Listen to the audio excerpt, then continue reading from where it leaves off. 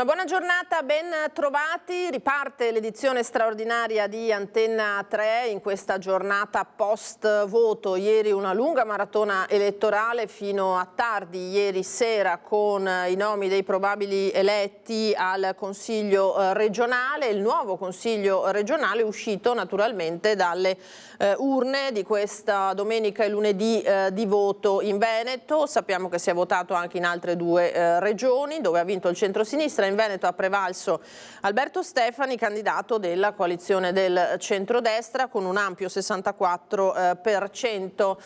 Ne parleremo diffusamente in questa mattinata. Noi andremo avanti con la nostra diretta fino naturalmente all'inizio della nostra prima edizione di mezzogiorno, che si concluderà poi verso le 13:30. Ci saranno diversi ospiti e collegamenti, anche molti appuntamenti, perché stanno già fissando le forze politiche, lo stiamo leggendo nelle note che ci stanno arrivando in queste ore, stanno già fissando degli appuntamenti come quello al K3, sede provinciale della Lega, questa mattina 11:30, in cui saremo poi con il nostro Lucio Zanato, con Luca Zaia, che è il mister preferenze davvero di questa tornata elettorale, oltre 200.000 le preferenze per il governatore uscente nelle 7 province.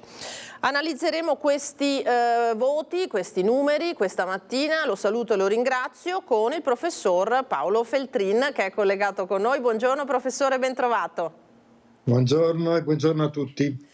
Politologo naturalmente, a cui chiediamo subito uno sguardo, non prima però di aver visto la schermata con i risultati relativi ai presidenti in corsa in questa tornata. Ringrazio in regia Francesca Pezzo e Tommaso Migot, eccoli qua. 64,4% per la coalizione guidata da Alberto Stefani con le forze del centrodestra, 28,9% Giovanni Manildo, il candidato su cui ha puntato il centro-sinistra, anche in questo caso un'ampia coalizione. La sorpresa di queste, sorpresa ma poi neanche tanto, perché si aveva il sentore nel territorio del risultato che avrebbe portato a casa l'ex sindaco di Santa Lucia di Piave, medico Riccardo Szumski, 5,1% per lui e 2 consiglieri in consiglio regionale, poi vedremo le ripartizioni. Si è fermato all'1,1% Marco Rizzo con Democrazia Sovrana e Popolare e Fabio Bui allo 0,5% per i popolari del Veneto, Bui che aveva avuto la disavventura poi della lista bloccata in prima fase e poi riammessa in corsa.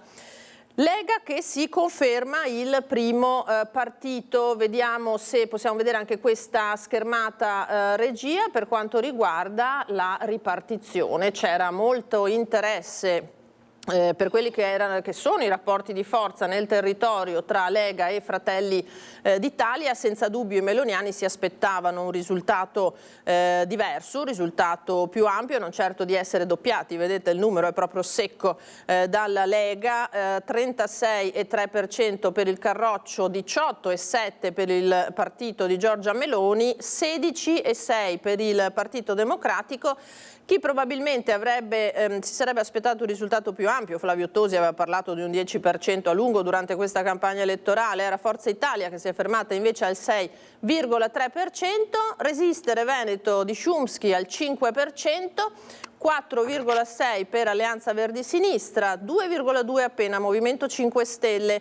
La lista invece di Uniti per Manildo 2,1%, Uniti per Manildo che aveva al suo interno Italia Viva, Azione più Europa Socialisti. Vediamo se c'è l'ulteriore schermata, eccola qua, la Liga Veneta Repubblica di Alessio Morosin per capirsi 1,8%, Unione di Centro, l'UDC 1,7%, le Civiche Venete 1,5%, Noi Moderati di Lupi 1,1%, Democrazia Sovrana e Popolare 0,8%, Pace, Salute e Lavoro di Fondazione Comunista 0,6%, i Popolari per il Veneto 0,4% e 0,3% per Volt. Questo l'assetto. Allora subito, professor Feltrin, siamo curiosi di sentire il suo sguardo su questo esito del voto. Si aspettava queste proporzioni di forza e poi si aspettava questo plebiscito per Luca Zaia? Allora no, anche sotto questo profilo, come dire, hanno sbagliato clamorosamente tanto i sondaggi preelettorali quanto gli exit poll. e bisogna anche interrogarsi su questo errore, no? Nel senso che nei sondaggi preelettorali c'era più o meno la parità tra Lega e Fratelli d'Italia, e in qualche exit poll addirittura il sorpasso di Fratelli d'Italia. È accaduto l'esatto contrario, e quindi per carità lo analizzeremo subito tra un attimo, però prima bisogna interrogarsi su quel 50% che non è andato a votare, nel senso che ha votato il 44,6, ma se togliamo i residenti all'estero dagli elettori, i 500 e passa mila residenti all'estero, risulta che è andato a votare metà, 50%. Nel 75, 50 anni fa, è andato a votare il 95%. Allora, 95 meno 50 fa 45. Domanda: cosa avrebbero votato? Risposta: Dio solo lo sa, ecco, nessuno di noi lo sa, però dà un'idea di due Veneti più o meno equivalenti, 50 e 50, un Veneto che va a votare e un Veneto che dice no, me ne sto a casa, per 1000 motivi me ne sto a casa. Allora, una riflessione su questo va fatta per due ragioni. La prima è che in tutto il mondo si trovano altri modi per far votare la gente. Voto per corrispondenza, voto anticipato, voto elettronico. Bisogna trovare modi per convincere la gente a votare. Secondo, bisogna non andare a votare l'ultima settimana di novembre. Nessuno ha obbligato né il Veneto, né la Campania, né la Puglia ad andare a votare l'ultima settimana di novembre. Semplicemente non si deve fare. Terzo, bisogna fare l'election day, mettere tutte le votazioni in un unico giorno, se no questi risultati saranno sempre peggio. E questa è la prima questione. La seconda questione è: chi è che rappresenta questo Veneto che non è andato a votare? Allora, la prima cosa che mi porrei come domanda, se fossi Stefani, il presidente, o se fossi Manildo, il capo dell'opposizione, è: cosa vogliono? Chi sono? Che domande pongono questo 50% di veneti che non è andato a votare? Perché da che mondo è mondo il sistema democratico funziona se la gente va a votare.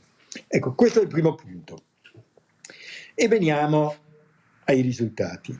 Anche qui il risultato è clamoroso sia per l'inversione dei capi, cioè la Lega prende praticamente come Fratelli d'Italia le europee e Fratelli d'Italia prende come la Lega le europee, si sono proprio invertite le posizioni, sia per i risultati delle preferenze a Zaia. 203.000 preferenze sono superiori alle 230.000 della Meloni alle europee, perché lì c'erano 3 preferenze, qui 2, quindi uno fa 2 calcoli e più o meno i 203 equivalgono, superano i 230.000 della Meloni. Allora, la mia risposta è la seguente: i partiti sono partiti, participio passato del verbo partire, non ci sono, poco o nulla, e gli unici che contano sono i leader, i capi, i condottieri. Allora, c'è la Meloni, si vota Meloni, c'è Zaia, si vota Zaia, oppure c'è Fico, si vota Fico, non c'è nessuno dei 5 Stelle in Veneto che abbia la capacità di leadership e prende il 2%, oppure in Puglia De Caro porta a casa il 64%. Ecco, l'importanza dei leader.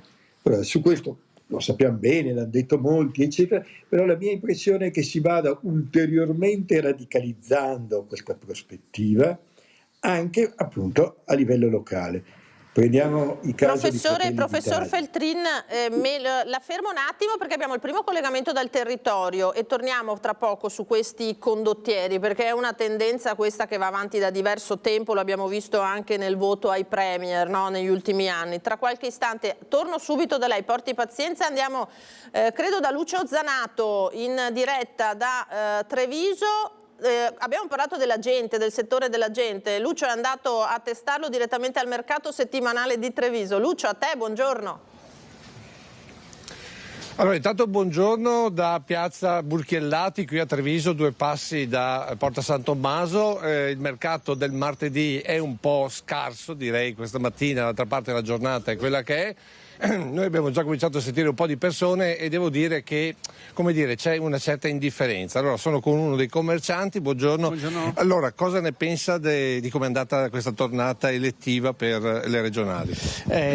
Secondo me era già scontato il fatto che ci sia un dopo Zaia, il fatto che sia stato un governatore prima che ha governato, secondo il mio punto di vista, in maniera eccellente, era scontato che Però i sondaggi davano molto più Fratelli d'Italia. Ma i sondaggi ormai cosa vuoi? Non ci può neanche tenere conto dei sondaggi. Lasciano il tempo che trovano, perché oramai pur di parlare, pur di fare audience, pur di vendere giornali si scrive di tutto e di più. Per cui secondo me. Però lei che fa mercati, la gente, il sentiment, cioè è stata contenta di questa. Si è stanchi di tutto perché non c'è giustizia. Si è stanchi di tutto. La gente si sente incompresa perché non c'è giustizia. Non puoi fare nulla perché hai solo problemi. Chi è una persona corretta, un cittadino esemplare, ha solo problemi. Ecco, e poi per quanto riguarda la sicurezza, che molti. Questo intendevo dire, la sicurezza, non puoi, se fermi uno a casa che ruba ti sei considerato dalla parte del torto, se dai un aiuto a una signora che grida aiuto, prendi la coltellata e nessuno ti dice bravo, grazie o ti dà una mano, anche là devi corrispondere in maniera opposta. Per cui cosa vuole che le dica? Manca una pena certa, a mio avviso, e nient'altro. Questo insomma è la gente. Grazie per la sua spiegazione, come vedi. No, è tutto in diretta. Buongiorno. Allora, noi andiamo avanti, Lina, perché come vedi non c'è tantissima gente, però qualcuno noi lo stiamo intercettando, vediamo su questa coppia che sta arrivando. Buongiorno, buongiorno. Siamo di Antena 3, siamo in diretta. Sì. Un commento alle votazioni di ieri. Beh, era da dirlo che andava su, che non mi ricordo più il nome. Zaia. Stefani, sì. No, ma la grande novità è questo plebiscito per Zaia, tutti questi voti. Sì, sono contento per Zaia, perché Zaia. Doveva essere lui ancora. Doveva essere lui ancora. Quindi è diciamo una sorta di plebiscito per il terzo mandato? Sì, io sì. E il fatto che tutti dicevano che invece avrebbe preso molti più voti Fratelli d'Italia? Mi dispiace anche per la Meloni, a dire la verità, perché è una brava Presidente del Consiglio. Ho capito, grazie signori, grazie, buona giornata. Come vedi stiamo facendo un sondaggio in diretta a posteriori, però pare proprio insomma, che questa idea del plebiscito per il terzo mandato di Zaia sia stato sostanzialmente sviluppato proprio dal voto, da tutta questa, come potremmo definire, tutta questa serie di voti che sono stati determinanti proprio per il presidente uscente. Come vedi non c'è tantissima gente, adesso vediamo di trovare un altro campione del nostro sondaggio costantemente in diretta in questa giornata. Devo dire che, come dire, proviamo a vedere ad esempio un giovane. Buongiorno, posso disturbare? Buongiorno, posso disturbare? Signora, senta, lei ha votato ieri? Sì. E cosa ne pensa di questa votazione, del fatto che Zaia sia stato così plebiscitario nel voto? Non saprei dire. E adesso questo nuovo governatore cosa si aspetta dalla regione? Speriamo che venga meglio. Grazie, questa mi sembra, come dire, la classica frase, ma comunque in ogni caso una frase che determina le aspettative dei nostri cittadini per quanto riguarda così la nuova gestione della regione del Veneto. Ne approfitto. Vedo se riesco a disturbare queste signore. Buongiorno signore, siamo in diretta su Antena 3. Volevo un commento al voto. Con chi parto? Parto con lei. Cosa ne pensi di come è andata questa tornata elettorale? Beh, penso che c'è un partito che è cresciuto e un altro che è rimasto. Ecco, ma il partito... No, altri commenti no, grazie. Ho capito. Lei signore invece?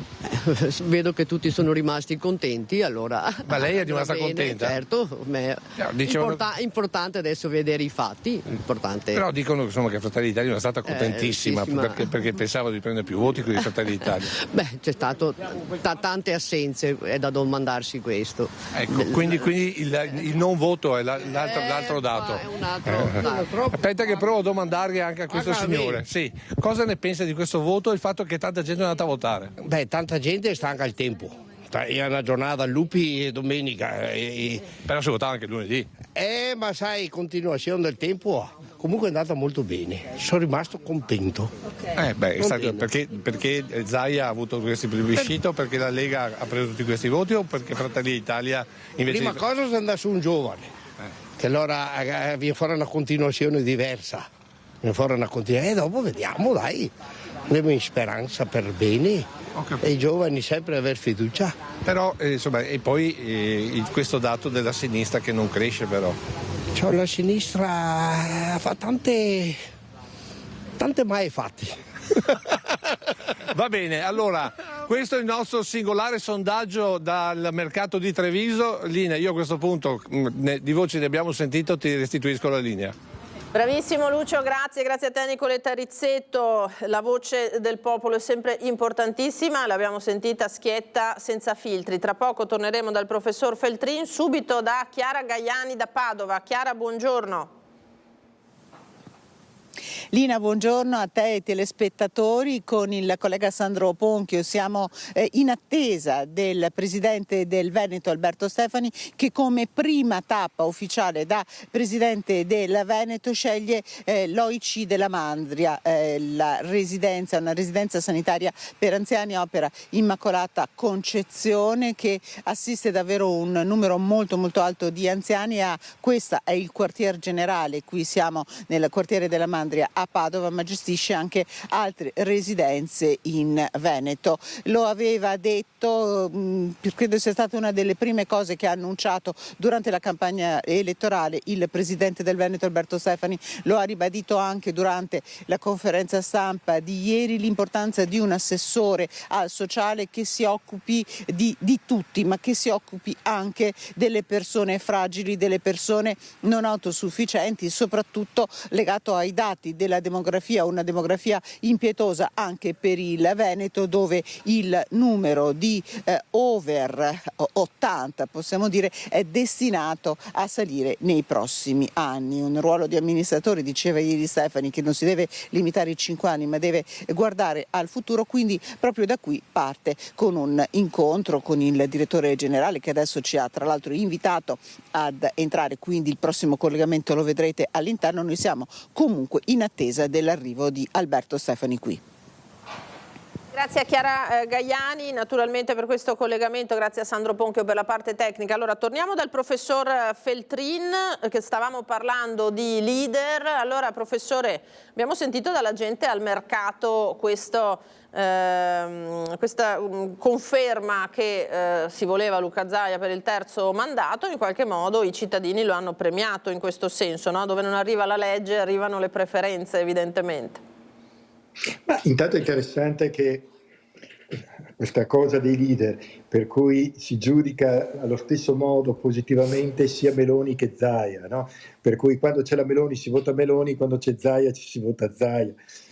Poi in realtà devo dire che c'è stato anche chi ha detto che era contento che ci fosse un giovane nuovo presidente, e cioè non è proprio detto che la simpatia e la leadership coincidono esattamente con rimanere a vita nel posto.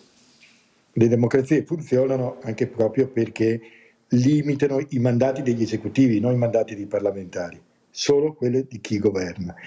Per quanto riguarda la leadership, è anche interessante osservare come funziona anche per i piccoli partiti. Ad esempio, il caso di Šumský e di Rizzo sono interessanti. Rizzo non prende un voto, Šumský prende il 5%. Perché? Perché bene o male è un personaggio, interpreta, raccoglie un certo tipo di domanda. Altra osservazione che si può fare sulle regionali e che dipende anche dalla capacità di Zaia di essere candidato in tutte e 7 le province, no? Per effetto della doppia preferenza di genere, la Lega sarà il gruppo consigliare col più alto numero di donne in consiglio regionale e con il più alto numero di donne nella storia del consiglio regionale del Veneto, 9 su 19. Quindi un risultato, e questo dipende unicamente da questo genere di meccanismi. Altro elemento su cui riflettere, poi sentiamo perché sbagliano i sondaggi. È venuto fuori da un intervistato. La risposta è che quando, come dire, quando le persone pensano in modo opposto all'opinione prevalente dei media, allora non raccontano la verità agli intervistatori. In gergo tecnico si chiama cospirazione del silenzio, capitò anche con i 5 Stelle, eccetera, eccetera. Per cui agli intervistatori gli intervistati dicevano voto Meloni e poi in realtà pensavano a votare Zaia. Questo è un fatto interessante perché mostra una certa autonomia degli elettori, i quali magari non ti dicono, in passato riguardava la DC, nessuno che diceva di votare DC e poi la votavano tutti. Ecco, questo è un caso da manuale di errore dei sondaggi. Ecco. Ma secondo lei, professore, perché si dice voto Meloni, cioè è più di moda, è più di tendenza, tra virgolette, e poi per una certa affezione si vota Zaia? Perché entrambi hanno quella caratteristica indefinibile che coincide con la leadership. No? Dicevano è brava, è bravo, eccetera. Ma cosa vuol dire? Non vuol dire niente, no? Vuol dire semplicemente che c'è una caratteristica personale che magari può svanire nel tempo, ma che finché dura ti fa essere popolarissimo. Riguarda anche i cantanti o i calciatori o gli attori. Poi magari sparisce, ma nel momento in cui tu hai la leadership nessuno ti può battere. E d'altro canto, lo ripeto, noi l'abbiamo visto proprio in queste 2 giornate elettorali anche in altre 2 regioni. De Caro ha ottenuto un risultato clamoroso in Puglia, più o meno equivalente a quello veneto, 64%. Perché? Un sindaco di Bari, eccetera, prende così tanti voti. Ha preso 500.000 di voti di preferenza alle europee e avanti così. O perché Sumsky ha preso il 5%. Ecco. E se noi vediamo i partiti che prendono pochi voti, la prima domanda da chiedersi è se per caso non difettino di leadership. No. Tipico, ad esempio, il caso di Rizzo e di Sumsky. Senta, professore, andiamo ad ascoltare insieme i sassolini che si è tolto dalle scarpe ieri sera Luca Zaia durante le nostre dirette, perché Zaia aveva detto in campagna elettorale al suo stesso partito non avete voluto farmi fare una lista, niente nome sul simbolo, vedrò di diventare un problema, e ieri ha detto il problema lo sono diventato, no? Nel senso che ha preso una valanga di preferenze, abbiamo detto un po' dappertutto, in provincia di Treviso siamo addirittura a 48.000 preferenze e ha anche detto rimango in consiglio regionale. Vediamo con la regia se riusciamo a sentire la lanciata di Luca Zaia dalle dirette di ieri sera. E avere questo risultato per me, al di là dell'elezione, mi si apre il cuore, perché poi penso che dopo 15 anni e mezzo i cittadini ti vogliono ancora bene. Penso che un risultato come questo oggi significhi ancora di più di tutte le elezioni che ho fatto, perché dopo 15 anni e mezzo i cittadini danno un segnale di gradimento di quello che ho fatto, e quindi questo zittisce le tante voci, poche, diciamo, omeopatiche di coloro che hanno sempre qualcosa da dire sulla nostra amministrazione, ma dimostra anche che il cittadino è vicino a noi. E poi un segnale, penso che sia anche un segnale di riconoscenza rispetto anche a tutto quello che ho subito prima, me lo lasci dire, prima di queste elezioni, perché no alla lista Zaia. Se oggi avessimo avuto la lista Zaia, questa maggioranza avrebbe avuto ancora più consiglieri, voglio ricordare, e si governa con i consiglieri, non con le chiacchiere. No al nome di Zaia su simboli, avanti così. Alla fine ho detto, se sono un problema cercherò di renderlo reale. Adesso tutti hanno capito cosa intendevo, andate a guardare i dati e avete capito. Ma allora questo problema adesso come si concretizzerà? Beh, penso che si concretizzi, si stia consolidando con i risultati elettorali, che immagino che se avessimo chiesto ai bookmaker inglesi di dare delle quote avrebbero detto impossibile. Abbiamo realizzato una mission impossible, diciamolo fino in fondo, perché comunque stanno venendo fuori dei risultati di un partito che l'anno scorso alle europee aveva il 12-13%, non mi ricordo quanto, oggi vola, e quindi vuol dire che la Lega, quando si tratta di presentarsi sui territori e lavorare nei territori, è ancora il partito di riferimento. Per quale provincia opterà?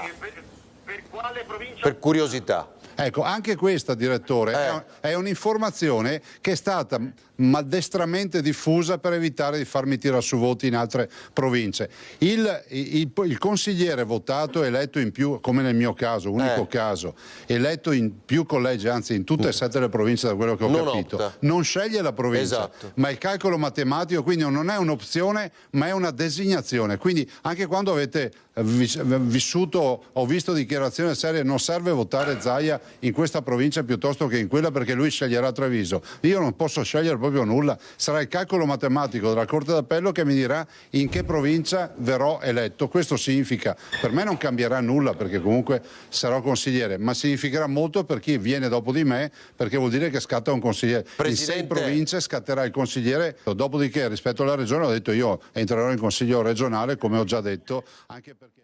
Ecco, è già arrivato a Padova Alberto Stefani, neopresidente. Andiamo subito con le immagini della nostra Chiara Gaiani. Con i nonni, insieme ai nonni.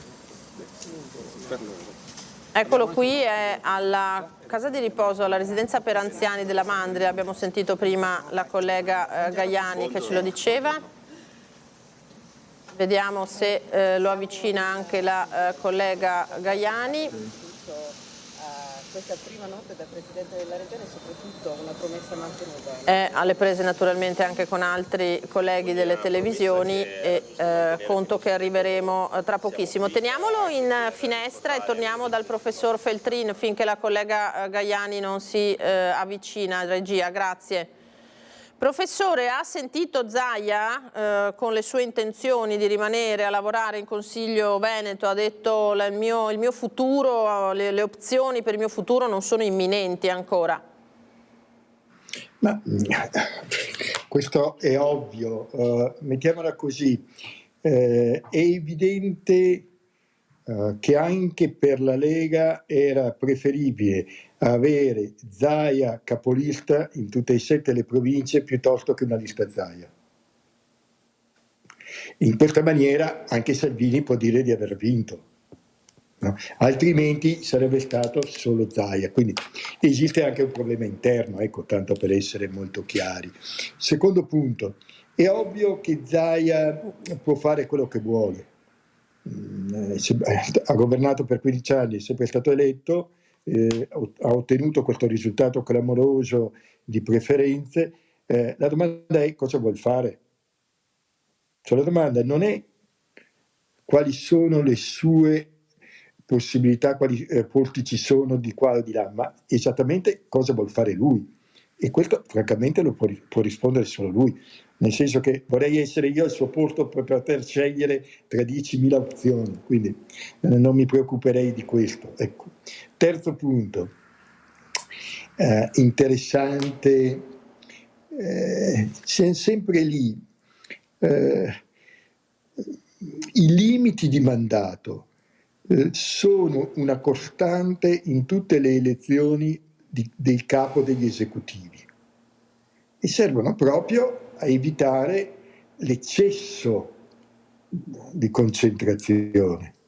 Ora, va sempre ricordato che i limiti di mandato per le elezioni regionali sono 2, non 3. E Zaia legittimamente, in perfetta coerenza con la legge, siccome la legge è intervenuta dopo, ne ha fatte 3 di legislature. La domanda anche per Zaia è sempre questa: se volesse, in base alla sua popolarità, potrebbe rimanere Presidente del Veneto anche per 10 legislature. L'interrogativo da porsi è salutare tutto questo? Uno degli intervistati al mercato di Treviso non a caso ha detto: sono contento perché è stato eletto un giovane. Ecco, anche il ricambio è un valore in democrazia. Anche il ricambio delle elite, anche il ricambio delle classi dirigenti. Professore, abbiamo Alberto Stefani a microfono da Padova, lo sentiamo insieme. Vediamo se sono pronti i colleghi da Padova e se Stefani si riesce a sentire prima che entri nella struttura. Forse no, vediamo se l'intervista per caso la realizziamo all'interno. Ecco l'applauso per il nuovo Presidente del Veneto.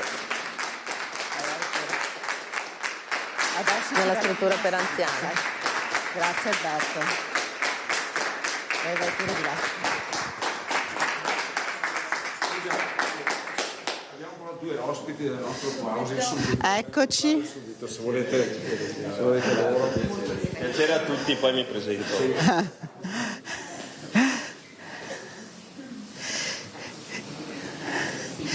Direttore, sì, siamo all'interno dell'OIC della Mandria, tra l'altro ho appena salutato due ospiti. Alberto Stefani sceglie di partire proprio da qui, dal sociale, dalle persone, dagli anziani, dai nonni. Beh, direi che abbiamo messo al centro della nostra agenda politica il tema del sociale, che riguarda tutti, riguarda il piano casa per i giovani, riguarda i servizi per la prima infanzia e i servizi educativi, ma riguarda anche e soprattutto le residenze per anziani. Abbiamo la necessità per una società sempre più longeva di strutturare residenze per anziani all'avanguardia, anche garantire quartieri inclusivi, villaggi inclusivi, servizi sociosanitari vicini ai cittadini per una società che avrà questo trend nel futuro. Noi siamo partiti dall'analisi di alcuni trend demografici, siamo qui soprattutto per ringraziare anche gli operatori, tutti coloro che si danno da fare all'interno di queste realtà, che sono tantissimi in Veneto e rappresentano una forza enorme per questo territorio. Che risveglio è stato da Presidente della Regione Veneto, tra l'altro col 64,4% dei consensi, quindi davvero insomma un grande risultato. Beh, devo dire che il mio primo pensiero era mettersi subito al lavoro. Sono qui oggi come prima mattina e non ho scelto di fare grandi festeggiamenti ma di essere operativo, perché a me piace far così.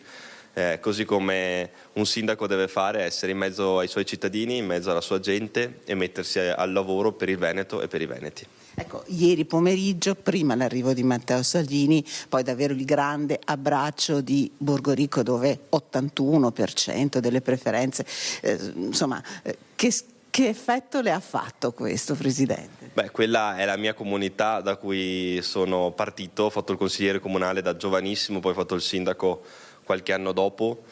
Ho imparato il valore dello stare in mezzo alla gente, di ascoltare i cittadini, di rispettare gli avversari, e sono gli stessi valori che poi ho portato in questa campagna elettorale, un aspetto pratico, serio, senza mai fare polemica, senza mai attaccare nessuno, è quello che userò anche da Presidente della Regione del Veneto. Ecco, 33 anni, tanti giovani anche ieri sera, anche a Borgorico, le chiedevano però politiche incisive anche per i giovani che probabilmente non sono manco andati a votare, visto i dati dell'affluenza. Sì, sui giovani va fatto un grande lavoro di coinvolgimento, non si può pretendere il voto dei giovani se non li si coinvolgono nelle scelte. Io ho avuto 40 giorni per fare una campagna elettorale e ho cercato di farla al meglio. Ovviamente avremo 5 anni davanti per coinvolgere tanti giovani. Mi piacerebbe la prossima volta lanciare una civica completamente dedicata ai giovani, che possono esprimere la loro voce in tutte le province con tutte le loro candidature. È presto per parlare di squadra di governo, Presidente, quando sarà a Ferrofini e poi a Palazzo Balbi per prendere così, per entrare nei suoi nuovi uffici? Allora, prima di fare gli assessori è giusto che il Presidente dia l'esempio e si metta al lavoro. Oggi sono qui, inizio il mio percorso, poi pensiamo alla squadra e proseguiremo questo percorso, però oggi era doveroso essere qui e mettersi all'opera. Insomma, entra con 19 consiglieri della Lega, con una compagine di centrodestra solida. Sì, una compagine molto solida, faremo scelte di qualità, persone che conoscano il loro ambito di riferimento e che facciano la differenza. Questo è quello che conta. Ecco, Direttore, non so se hai delle domande per il Presidente, prima poi di lasciarlo ovviamente andare al lavoro. Allora la collega naturalmente è collegata anche con lo studio, con il nostro direttore Luigi Baccialli. Noi torniamo da Paolo Feltrin. Professore, cosa ne pensa di questo, anche di questo mood, chiamiamolo così, di Alberto Stefani, un giovane tra gli anziani come primo passaggio? Ieri tra l'altro aveva dedicato la vittoria alla nonna che non sta molto bene, e poi anche questo atteggiamento del fare, che era tipico anche di Zaia, o no? No, allora, sono interessanti 2 o 3 cose. La prima, appunto, è, se non vado errato, il più giovane Presidente di Regione d'Italia. Già questo un dato significativo. Inoltre ha una grandissima esperienza politica, e questo è un paradosso, io sono giovane e ho tanta esperienza politica. Come abbiamo sentito, ha fatto il consigliere comunale, il sindaco, ha fatto il parlamentare, 2 legislature, quindi e mostra un percorso diverso dal solito. E poi ha un'altra caratteristica curiosa che poco viene sottolineata. È uno che sta finendo o ha finito il dottorato in giurisprudenza. Ora, è un fatto interessante perché chi fa politica e conosce bene il diritto ha una marcia in più rispetto agli altri, ecco, mettiamola così, per ovvie ed evidenti ragioni. Quindi sotto questo profilo rappresenta anche all'interno della Lega più una discontinuità che una continuità. E questo obiettivamente è un fatto interessante perché nei partiti c'è sempre bisogno di qualcosa di continuo e qualcosa che rompe, che cambia, no? Nei partiti che ancora ci sono, quelli che non ci sono ormai, vabbè. Per cui sotto questo profilo rimane da seguire con attenzione e con curiosità. Cosa sarà capace di fare lo vedremo di qui in avanti. Ad esempio, conoscendo bene il mondo della capitale, sarà interessante vedere se Stefani giocherà ancora la carta tradizionale della Lega, Paroni a casa nostra, oppure cercherà un rapporto diverso con il livello nazionale, con il governo, il Parlamento, le istituzioni, eccetera, eccetera, eccetera. Ecco, come ad esempio ha sempre fatto la Lombardia. Ecco, questo è un modo diverso di vedere il futuro di questa regione. Senta, poi c'è l'altro schieramento. Allora, 2 cose le volevo chiedere come curiosità. Abbiamo detto astensione, poca affluenza sì, ma molti probabilmente di quelli che non andavano a votare nelle scorse tornate si sono mossi per Riccardo Szumski. Questo è un dato senza dubbio, perché ne parlavamo anche con qualche sindaco in questi giorni che diceva: io ho visto andare alle urne gente che non vedevo da parecchio tempo, prima cosa, e dicono e quelli si sono mossi senza dubbio per Szumski, che infatti ha portato a casa questo 5% e 2 consiglieri regionali, se stesso e un consigliere. E poi c'è questo campo largo, perché se possiamo proporre le liste, nuovamente i dati delle liste, chi compone questo campo largo non tutti hanno avuto l'apporto che si sperava probabilmente, no? Per Manildo, anche se sappiamo che il Veneto è comunque un territorio non facile per il centro-sinistra.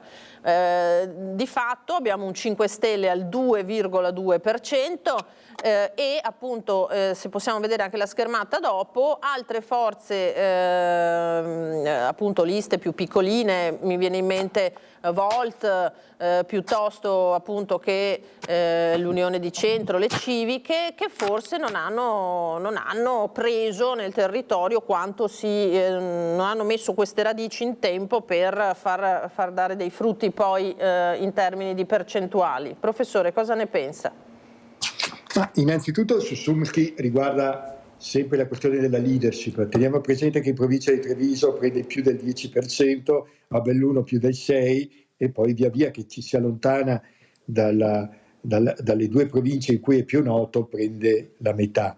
E è vero quel che lei dice, e cioè se io voglio alzare la partecipazione devo accettare anche un voto polarizzato, cioè che la gente voti la protesta.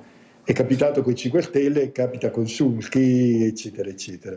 Quindi, tutto sommato, io preferisco la gente che va a votare e che vota Szumski o che votava Grillo 6-7 anni fa, piuttosto che la gente che sta a casa. Cioè, tra i due il menù sul piatto della bilancia, preferisco quello di più alta partecipazione al voto. Poi c'è un'altra questione invece interessante, e cioè pochi lo sottolineano, ma anche quella Liga Veneta ha preso un risultato e un seggio. Quindi c'è un'area di malessere ultraleghista, ultraradicale, chiamatelo come volete, che in parte va su Sumul, che in parte va sulle lighe, eccetera, eccetera, che continua ad essere una bronza querta del Veneto, pronta a esplodere o a manifestarsi, eccetera, eccetera. E anche nelle interviste al mercato che avete fatto qualcosa usciva di questo, no? Di un malessere che continua ad agitarsi. Allora la domanda è: chi fa politica in Veneto deve essere il portavoce del malessere o deve essere il mediatore rispetto alla politica nazionale e avanti di questo passo? Il secondo punto che lei ha sottolineato: come è andato il centro-sinistra? Mettiamola così, che non è andato così male come si poteva immaginare, non è andato neanche benissimo, però uno può guardare il bicchiere mezzo pieno o il bicchiere mezzo vuoto. Sul lato del bicchiere mezzo pieno è interessante vedere l'area PD, e cioè, siccome c'erano anche due civiche, in realtà l'area PD conta circa il 20-21%, no? Un po' di più dei 16 erotti presi dalla lista. Quindi tutto sommato il PD ottiene un risultato migliore sia delle politiche 22 sia delle europee 24, del 2024. Anche un buon risultato è ottenuto da AVS, Alleanza Verdi e Sinistra, che bene o male con un 5% per una forza di questo tipo è un risultato piuttosto significativo. Campo largo. Il campo largo in Veneto è una parola un po' curiosa. La prima ragione è perché il centro-sinistra non è tanto largo, mettiamola così, e quindi può crescere, per carità, però ecco, ha della strada da fare, no? Secondo punto invece, è meno significativo il campo largo rispetto ad altre regioni del centro-sud, perché qui da noi i 5 Stelle sono a numeri piccolissimi, 2%, un unico seggio. Quindi il problema nazionale del campo largo, 5 Stelle, eccetera, eccetera, francamente qui in Veneto si pone poco. Certamente. Allora professore, poi c'è una provincia in cui invece c'è stato il testa a testa fino alla fine tra Fratelli d'Italia e Lega, e dove ci sono state dinamiche un po' differenti rispetto alle altre province. È il bellunese, e allora andiamo subito da Tiziana Bolognani e Stefano Bozzi proprio per una disamina di quello che è successo nella provincia bellunese, in cui di fatto si è affermato anche di poco, anche se di poco, Fratelli d'Italia. Tiziana, buongiorno. Sì, Lina, buongiorno. È proprio così, una manciata di voti, per la verità, differenziano, allontanano, separano Fratelli d'Italia dalla Lega, e questo diciamo che è un caso unico rispetto al resto del Veneto, e il risultato della Lega, sul risultato della Lega in provincia di Belluno certamente pesa, questo è il sentiment interno anche al movimento, la mancata candidatura oramai ex assessore Giampaolo Bottacin, mister preferenze nella passata tornata elettorale, con oltre 9.000 preferenze raccolte. Questa volta a raccogliere lo scettro di campione delle preferenze è Dario Bond, ex consigliere regionale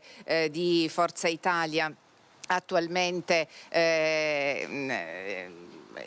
tesserato con Fratelli d'Italia. Dario Bond ha superato le 7.000 preferenze, 7.000 consensi, però c'è da dire che secondo i primissimi risultati che sono stati peraltro pubblicati nel sito del Consiglio regionale del Veneto, questa volta potrebbe verificarsi davvero, se confermato, una novità per la provincia di Belluno, che manderebbe sì certamente i due consiglieri regionali, ma uno di Fratelli d'Italia, nella fattispecie Dario Bond, e il secondo posto sarebbe appannaggio del Partito Democratico, che in provincia di Belluno ha fatto un ottimo risultato e a livello veneto si piazza solamente dietro al risultato della provincia di Venezia, un testa a testa con la provincia di Padova. Il posto da consigliere regionale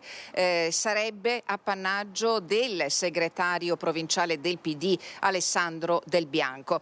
Per quanto riguarda l'analisi del voto, dobbiamo dire che l'analisi dell'affluenza alle urne, questa volta la provincia di Belluno si distingue per questa tornata elettorale non solo in Veneto ma anche in Puglia e in Campania, perché risulta essere la provincia con la minore affluenza alle urne, 35,29 la percentuale definitiva, un calo davvero clamoroso rispetto alla passata tornata elettorale, un dato che può offrire evidentemente diverse chiavi di lettura. Certo è che la disaffezione dei bellunesi al voto non potrà poi essere rivendicata riproponendo quello che sovente l'ex presidente Luca Zaia andava a dire anche negli incontri in provincia di Belluno, parole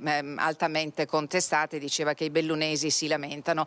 Bene, domenica e lunedì era il momento di dare un segnale, di esprimere la propria preferenza, invece ogni 100 elettori in provincia di Belluno 65 sono rimasti a casa, con dei cali abbastanza importanti a Arsiè, a Cibiana di Cadore e a Soverzene, che sono rimasti sotto il 20%. Soverzene tutto sommato il picco è di pari a 2 punti percentuali, al 18% rispetto a poco sopra il 20% della passata tornata elettorale. Noi stiamo aspettando Dario Bond, Fratelli d'Italia, dovrebbe raggiungerci tra pochissimo qui in Piazza del Duomo a Belluno. Per il momento Lina, ti restituirei la linea allo studio e ve la richiederò più tardi.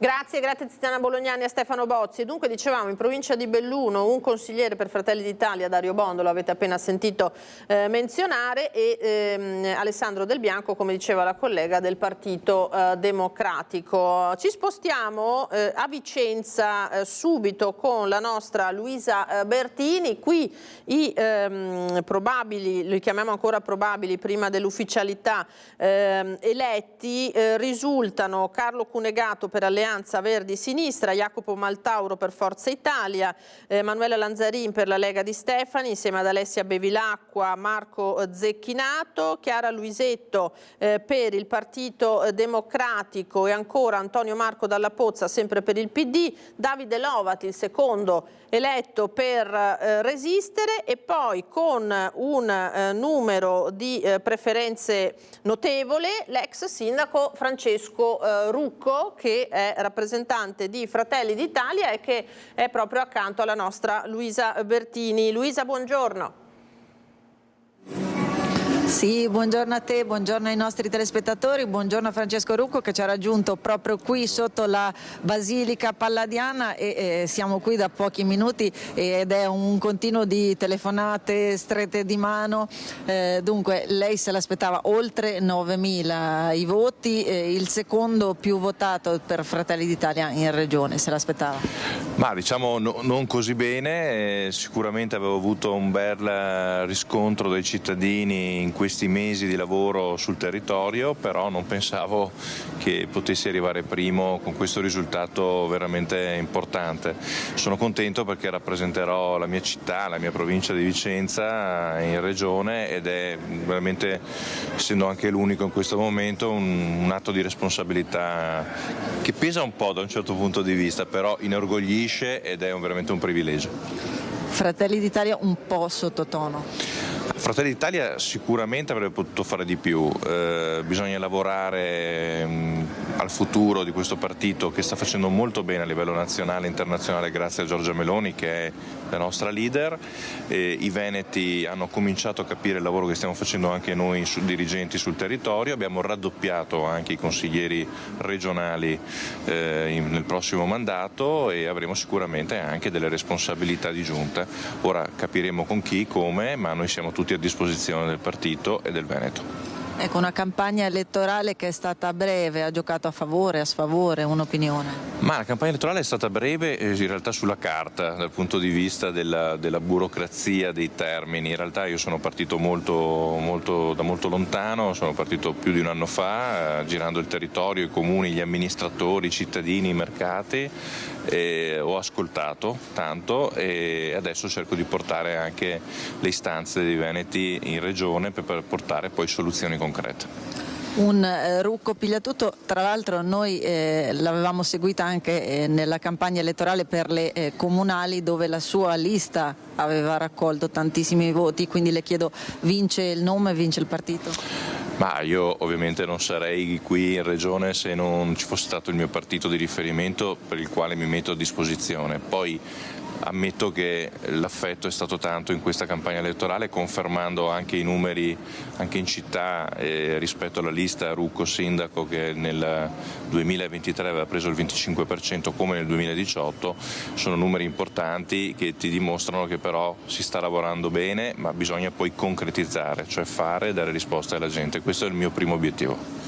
Ecco, quali sono le sue aspettative in regione, dettate dalla squadra che sarà di qui in avanti composta? Io solo posso dire che ho maturato un'esperienza da sindaco, ho maturato un'esperienza da presidente della provincia, mi metto a disposizione del mio partito, quello che deciderà il mio partito, poi so che potrò lavorare sia da consigliere regionale o da altro per la mia città, per la mia provincia. Bisogna far pesare di più Vicenza in regione e lo faremo grazie anche ai consiglieri regionali eletti sia in maggioranza come Jacopo Maltauro, che è stato il mio consigliere comunale delegato ai giovani, e grazie anche ai consiglieri di opposizione come Antonio Marco Dalla Pozza.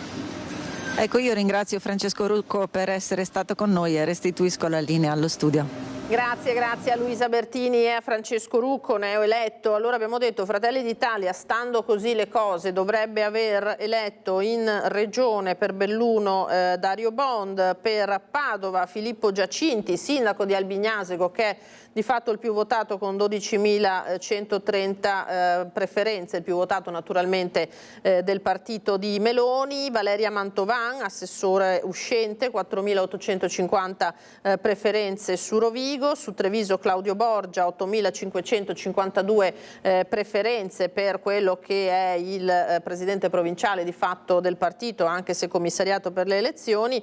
E poi Luca Spavanetto, referente dei meloniani per la provincia di Venezia, con 5.332 preferenze. Laura Besio, 4.639. Ancora Diego Ruzza, provincia di Verona, 8.537. Anna Leso, 7.709. Quindi tutti numeri molto rilevanti. Francesco Rucco, dicevamo, 9.318. Noi ci dobbiamo fermare adesso per qualche istante di pubblicità, torniamo tra pochissimo con altri ospiti e altre interviste.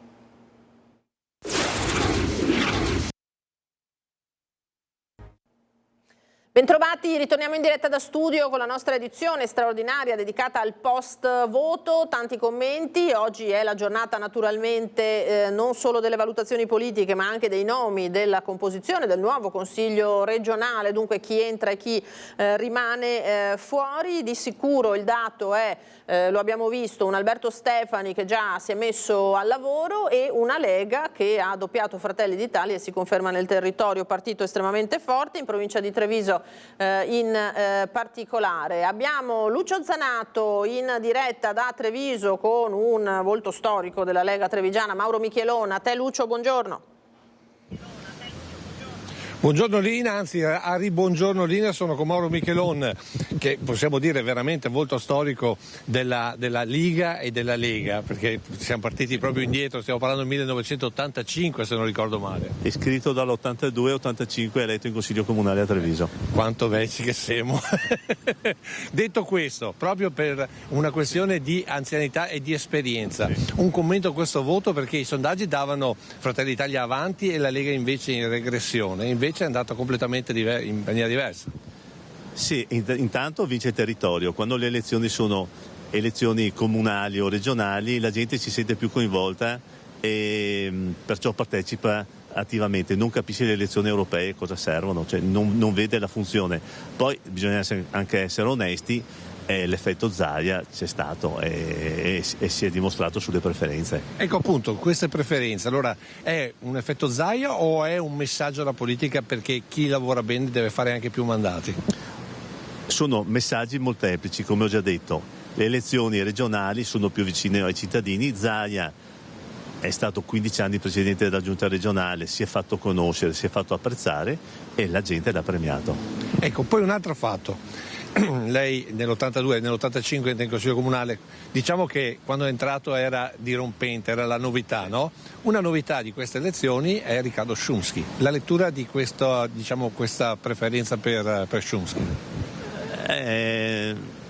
Szumski ha preso una parte di elettorato che ha una certa visione diversa dagli altri sui vaccini e su altre cose, perciò ha preso una fetta di elettorato che si riconosce in lui. Ma è una questione, diciamo così, legata ai vaccini oppure è anche un concetto politico? Ma io credo che ci sia anche un concetto di novità, che le persone a questo punto si è fatto apprezzare come sindaco del suo comune e gli hanno dato fiducia e sono andati a votare, perché questo alla fine è importante, perché la sua lista ha fatto sì che la gente andasse a votare. Possiamo dire insomma che l'elemento di novità, a volte l'elemento di rottura, è quello che dà un po' di frizzantino alle elezioni? Sì, però poi uno deve mantenere anche poi le aspettative, perché tra 5 anni vedremo cosa succede. Senta, tornando indietro al 1985, quindi alla Prima Repubblica, voi eravate l'elemento di novità, adesso siete la stabilità. Diciamo siamo la continuità di quella novità. Bene, e con questa lettura delle elezioni che devo dire può far riflettere, ti restituisco la linea. Grazie Lucio Zanato, grazie per questo collegamento, grazie a Mauro Michelon. Allora, noi dovremmo avere in collegamento con noi Mario Pozza, Presidente della Camera di Commercio, naturalmente di Treviso e Belluno. Buongiorno Presidente, nonché delle Camere Estere, a cui chiediamo subito naturalmente un commento sulle votazioni, anche sulla scarsa affluenza. Immagino che sia uno dei dati, Presidente, che un po' preoccupano le istituzioni in generale, e poi sull'esito di questo voto. Cosa mi può dire? Sì, buongiorno. Grazie per l'invito, era un risultato scontato, perché ovviamente dopo 15 anni di governo la Lega raccoglie il frutto di questi 15 anni, con un traino come Zaia che è una sicurezza, e quindi non c'erano dubbi sulla vittoria. Sulla percentuale il dibattito era su che percentuale poteva vincere Stefani, e questo ovviamente ha fatto sì che ci sia stata una defezione, perché io ho modo di incontrare tante persone, ma tanti di questi dicono ma non va neanche la pena andare a votare perché è già tutto scontato, e quindi uno degli elementi è anche questo che ha fatto sì che vada meno gente. Poi sappiamo che l'affluenza quando ci sono le elezioni scala sempre, ma non solo in Italia ma anche nel resto, in altri paesi, quindi è un fenomeno che si sta direi consolidando. L'altro aspetto ovviamente la Lega ha avuto 15 anni con una forte personalità come quella del Presidente Zaia, che ha saputo imporsi e come ha detto qualcuno potrebbe aver fatto il Presidente a vita.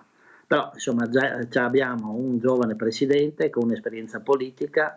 Qualcuno ha da dire ma è troppo giovane, ma se aspettiamo che uno diventi vecchio e giovane per fare il Presidente o assumere le responsabilità non si arriva mai al dunque, e credo che Stefani darà una sua impronta, e noi ci auguriamo come mondo economico che il Veneto possa avere quegli strumenti per sostenere l'economia, perché è schiacciato da una parte del Friuli Venezia Giulia con risorse importanti, Trento e Bolzano, dall'altra l'Emilia Romagna, che ha fatto una scelta, quella dell'addizionale IRPEF, e quindi ha risorse di più da spendere, e dall'altra la Lombardia. Noi siamo una delle regioni motore d'Italia, però in questo momento siamo un po' in affanno e quindi credo che avrà un bel da fare il nostro Presidente nel far ripartire e sostenere la nostra economia, in un contesto che è quello delle guerre, ma è quello dei dazi e di una situazione che anche i dati che abbiamo pubblicato proprio in questi giorni sull'export, insomma, e sull'andamento dell'economia in Veneto, sono dati, insomma, rispetto a altre regioni direi, insomma, non possiamo lamentarci, non dico bene, però sono dati che iniziano a pesare nel sistema economico imprenditoriale. Senta Presidente, lei giustamente fa il passaggio, no, sulla difficoltà di una regione come il Veneto, stretta tra due regioni a statuto autonomo e una terza che è l'Emilia Romagna, che va, lo sappiamo, anche piuttosto bene dal punto di vista economico, con tutta una serie di eccellenze. Il Veneto non è da meno, ma la difficoltà di giostrarsi con i poteri che ha in questo momento, diceva, fa fatica, ecco, ad avere una marcia in più. Il neo presidente della Campania, Fico, non so se ha visto, come primo proposito ieri ha dichiarato: adesso blocchiamo l'autonomia. Cosa ne pensa? Ma guardi, se ci danno un'autonomia con queste risorse, cosa facciamo dell'autonomia? È meglio dipendere da Roma, tra virgolette, che almeno vado lì, busso alla porta e insisto finché mi danno le risorse. Se c'è un'autonomia con risorse, ben venga. Finora non abbiamo visto in questa possibile autonomia risorse in più aggiuntive. Credo che insomma adesso si avrà modo di ridiscutere, sono stati firmati i prepatti, tra virgolette, cos'è una specie di come si può dire, di intesa che però ancora non si è concretizzata. Credo che insomma noi di autonomia finora siamo riusciti a vivere senza l'autonomia e portare avanti una regione che è un punto di riferimento. Certo, se l'autonomia viene ci vogliono le risorse. Se le risorse non ci sono è meglio stare così. Inutile perdere tanto tempo ancora a discutere di autonomia, ma gli investimenti si fanno con le risorse, il sostegno al sociale lo si fa con le risorse.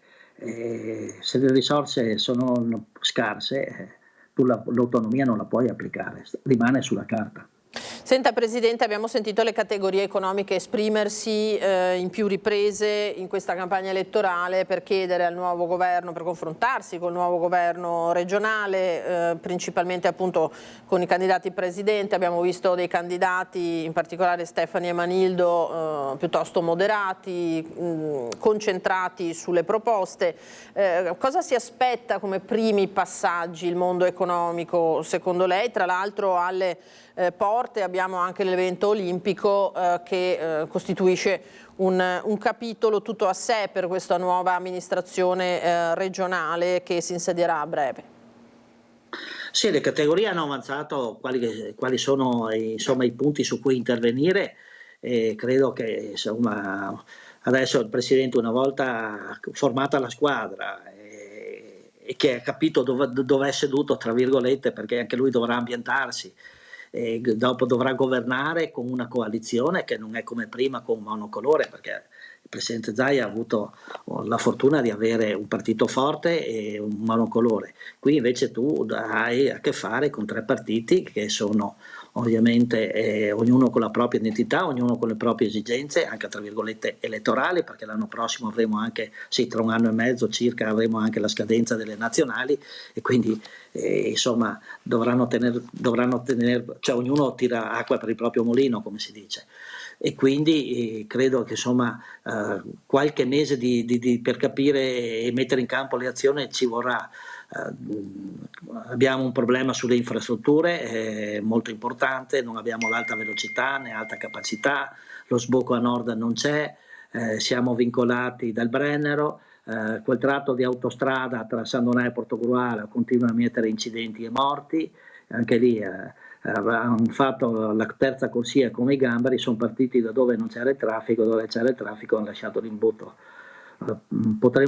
Insomma, abbiamo solo un sistema aeroportuale che funziona bene, per fortuna, credo che insomma, ce ne siano diversi problemi da risolvere. Non c'è la bacchetta magica, quindi anche per quanta capacità tu possa avere, per quanta buona volontà tu possa avere, ci vogliono insomma i tempi per mettere in campo progetti, approvazioni e quant'altro. Poi sappiamo, abbiamo una macchina burocratica che è da Oscar, quindi da campionati mondiali, la nostra è la prima al mondo, abbiamo vincoli che vengono dall'Europa veramente che ci preoccupano, non ultimo quello sull'acciaio, che insomma vediamo la concorrenza cinese che porta qui l'acciaio a prezzi che ovviamente sono in concorrenza strettissima con noi non possiamo competere e l'Europa continua a mettere normette e quant'altro. Questo è un altro grosso problema che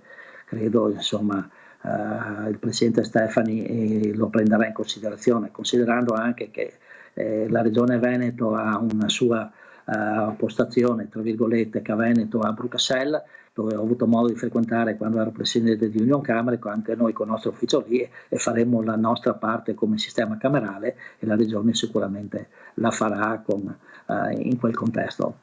Quindi, certo. Grosso da fare. Importante cominciare a lavorare subito. Presidente, ci attenda che torniamo tra poco da lei. Io tornerei velocissimamente dal professor Paolo Feltrin, che si è ricollegato, era caduta la connessione, solo per ringraziarlo moltissimo del suo supporto, della sua analisi. Eccolo qua. Professor Feltrin, grazie come sempre per il suo sguardo sulle elezioni e sugli esiti e per averci dato come sempre degli spunti molto interessanti da cui guardare a questi numeri. Grazie ancora a lei e grazie per la sua disponibilità come sempre. Una buona giornata professore, grazie infinite. Arrivederci. Grazie, arrivederci a lei. Allora noi andiamo da Luisa Bertini a Vicenza perché ha un altro degli eletti, non è uno qualsiasi, nel senso che è Davide Lovat, che è il secondo candidato che è riuscito a salire al Consiglio regionale per resistere insieme a Riccardo Szumski. È vero Luisa? Sì, uno dei 9 consiglieri vicentini. Buongiorno a Davide Lovat che ci ha raggiunto qui sotto i portici della Basilica Palladiana. Ve l'aspettavate questo risultato? Ce l'aspettavamo sicuramente per il grande lavoro fatto con la raccolta firme. A noi è toccato raccogliere le firme per poter presentarci. L'enorme afflusso popolare ci aveva convinti di fare un buon risultato. Dicevamo 2 sicuri, forse 3. Il terzo non è arrivato. Probabilmente perché la campagna elettorale è durata troppo poco a causa della tardiva indizione delle elezioni, però abbiamo lavorato tutti in maniera straordinaria e alla fine il risultato ci premia, giustamente per una volta. Ecco, una campagna elettorale che lei dice ci ha penalizzato perché è durata poco e poi è stata anche una campagna elettorale difficile. Beh, le campagne elettorali non sono mai facili, però noi abbiamo davvero trovato un grande favore presso la gente. Ogni serata fatta o dai singoli candidati o con Riccardo Szumski presente aveva sale debordanti, gente in piedi, ma anche nei comuni di periferia. Ecco, questa è la cifra vera di resistere. Noi siamo andati fino ai limiti delle province, della regione, a trovare anche nei paesini le persone. La nostra vicinanza è stata premiata perché la gente ha capito che siamo genuini. In termini percentuali lei dice su Vicenza ci aspettavamo un po' meglio. Io sì, è andata bene lo stesso perché un 4,5 per una formazione appena costituita va a far meglio di molti partiti che sono rappresentati in Parlamento, quindi è straordinario. Però io avevo la sensazione che si potesse arrivare un punto percentuale in più. Probabilmente appunto l'impossibilità di coprire tutta la provincia con le serate a causa dei tempi ristretti non ci ha permesso di raggiungere un risultato che era alla nostra portata ma che noi consolideremo perché il favore è enorme. Ultima domanda che le faccio, che cosa porterà Davide Lovat in Consiglio regionale? Cercherò di portare la mia competenza, io sono un attivista da 25 anni, la politica un pochino la conosco, in ambito amministrativo sarò perfettamente allineato con Riccardo Szumski, per quanto riguarda l'indirizzo politico che in regione si può provare a dare, le mie peculiarità sono quelle di difensore dei valori tradizionali veneti e cristiani, su questo io ci sarò come sanno i miei elettori. Ecco, da Vicenza è tutto, io ringrazio Davide Lovat per essere stato con noi e restituisco la linea allo studio. Grazie Luisa. Torniamo velocemente dal Presidente Pozza, poi dovremo andare in pubblicità. Presidente, allora abbiamo detto quelle che sono le istanze a partire dalle infrastrutture, il fatto che necessariamente ci sarà una nuova compagine di giunta, sappiamo che poi c'è il vincolo dei 3 mandati anche per gli assessori, mi viene in mente Elisa De Berti, si stava cercando una strada per risolverlo, ma pur con 14.000 preferenze che ha preso De Berti, il ruolo di assessore appunto viene bloccato dalla normativa. Ecco, il fatto che si presenti una nuova squadra necessariamente le fa un po', le mette un po' di timore per eventuali ritardi nel riprendere il meccanismo della macchina regionale? No, non mi fa timore, comunque dipende non solo dall'assessore ma anche dalla struttura. Il Presidente Stefani ha un lavoro enorme da fare perché c'è anche un cambio generazionale a livello di dirigenza in regione e quindi è tutta la squadra che deve essere rimessa in moto, non solo dal punto di vista politico con l'assessore che era l'apice, ma anche su tanti dipartimenti ci sono tante figure nuove da inserire. Questo può essere anche può apportare anche una ventata nuova, una nuova visione e a mio avviso è anche bene così, insomma. Certamente. Senta, approfitto per farle un'ultima domanda, Presidente, in parte ha già risposto. Cosa vorrebbe come desiderata, come prima azione della Regione? Ma ci sono tanti temi, sceglierne uno è difficile vedendo quelle che sono le necessità. Certamente dal mio osservatorio in quale Presidente non solo di Camere Treviso Belluno ma anche delle Camere italiane all'estero, ecco, una maggiore attività della nostra regione all'estero. Io ho girato molto in quest'autunno nelle Camere italiane nel mondo e vedo sempre tante regioni presenti come il Friuli Venezia Giulia, le province autonome, come regioni del meridione che hanno tante risorse, l'Emilia Romagna eccetera. Il Veneto l'ho visto poche volte rispetto a tante altre regioni. E noi non dobbiamo dimenticarci che il Veneto ha una forte vocazione all'esportazione, ma abbiamo anche tantissimi veneti in giro per il mondo, oriundi veneti, che quindi possono essere, tra virgolette, sfruttati per il traino del nostro manifatturiero, del nostro modo di vivere e quant'altro. Ecco, quindi da questo punto un po' forse egoisticamente mi aspetto un cambio veramente di masso, sia dal punto di vista del sostegno ma anche dal punto di vista della gestione dell'internazionalizzazione all'interno della regione. Non posso dire di essere soddisfatto perché purtroppo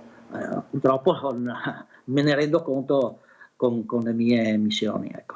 Non si fa abbastanza, chissà che sia anche questo uno degli obiettivi di Alberto Stefani. Chiaro che poi, Presidente, c'è tutto uno scenario internazionale mutato per cui è ancora più urgente, no, questo genere di iniziativa.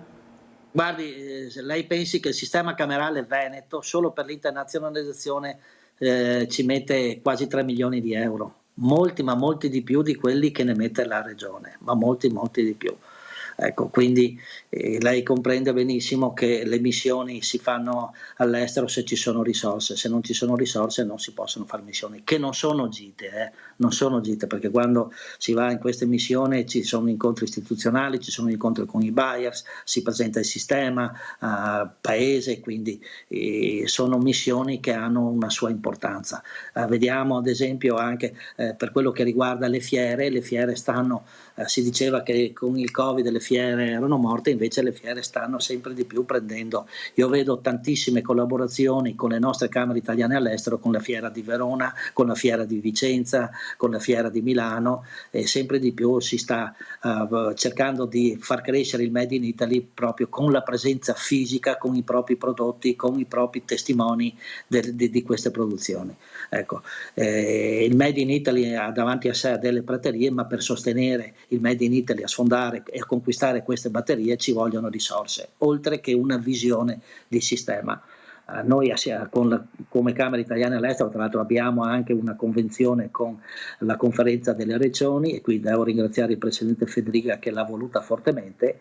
e credo insomma che adesso con il presidente Stefani, ancora prima che fosse presidente, ho avuto modo più volte di parlare con lui, incrociandoci insomma nel viaggio che si va a Roma o di andata o di ritorno, e il ragazzo, tra virgolette, mi permetto di dire così, l'ho visto sveglio e mi auguro insomma che farà, anzi sicuramente farà bene, ecco. Però ci vuole il supporto di tutti, ecco. Il supporto di tutti, al di là del credo politico, dobbiamo rimare tutti quanti dalla stessa parte, ecco. Certo, e comunque insomma siamo un paese che è poco abituato a dare fiducia ai giovani, è già una buona cosa questa, no? Di avere, l'abbiamo sentito prima dalla gente al mercato di Treviso, il piacere nel vedere un giovane al comando. Comunque possiamo dire che Luca Zaia ha iniziato da giovane. Sì, il percorso è simile. Da poi da vicepresidente, da presidente, e ha avuto una carriera fulminante. Poi gli anni passano per tutti, ovviamente, però Zaia è stato giovane, molto giovane, ecco. Un giovane presidente di provincia e anche un giovane presidente di regione. Esatto, e chissà che il percorso appunto sia analogo. Grazie Presidente Pozza per questa sua disponibilità, per le sue riflessioni e buon lavoro naturalmente, perché abbiamo sentito che ce n'è da fare. Grazie a voi. Grazie a Mario Pozza. Allora noi andiamo velocemente in pubblicità, torneremo tra poco, ci sono molti altri temi, molti altri protagonisti che sentiremo.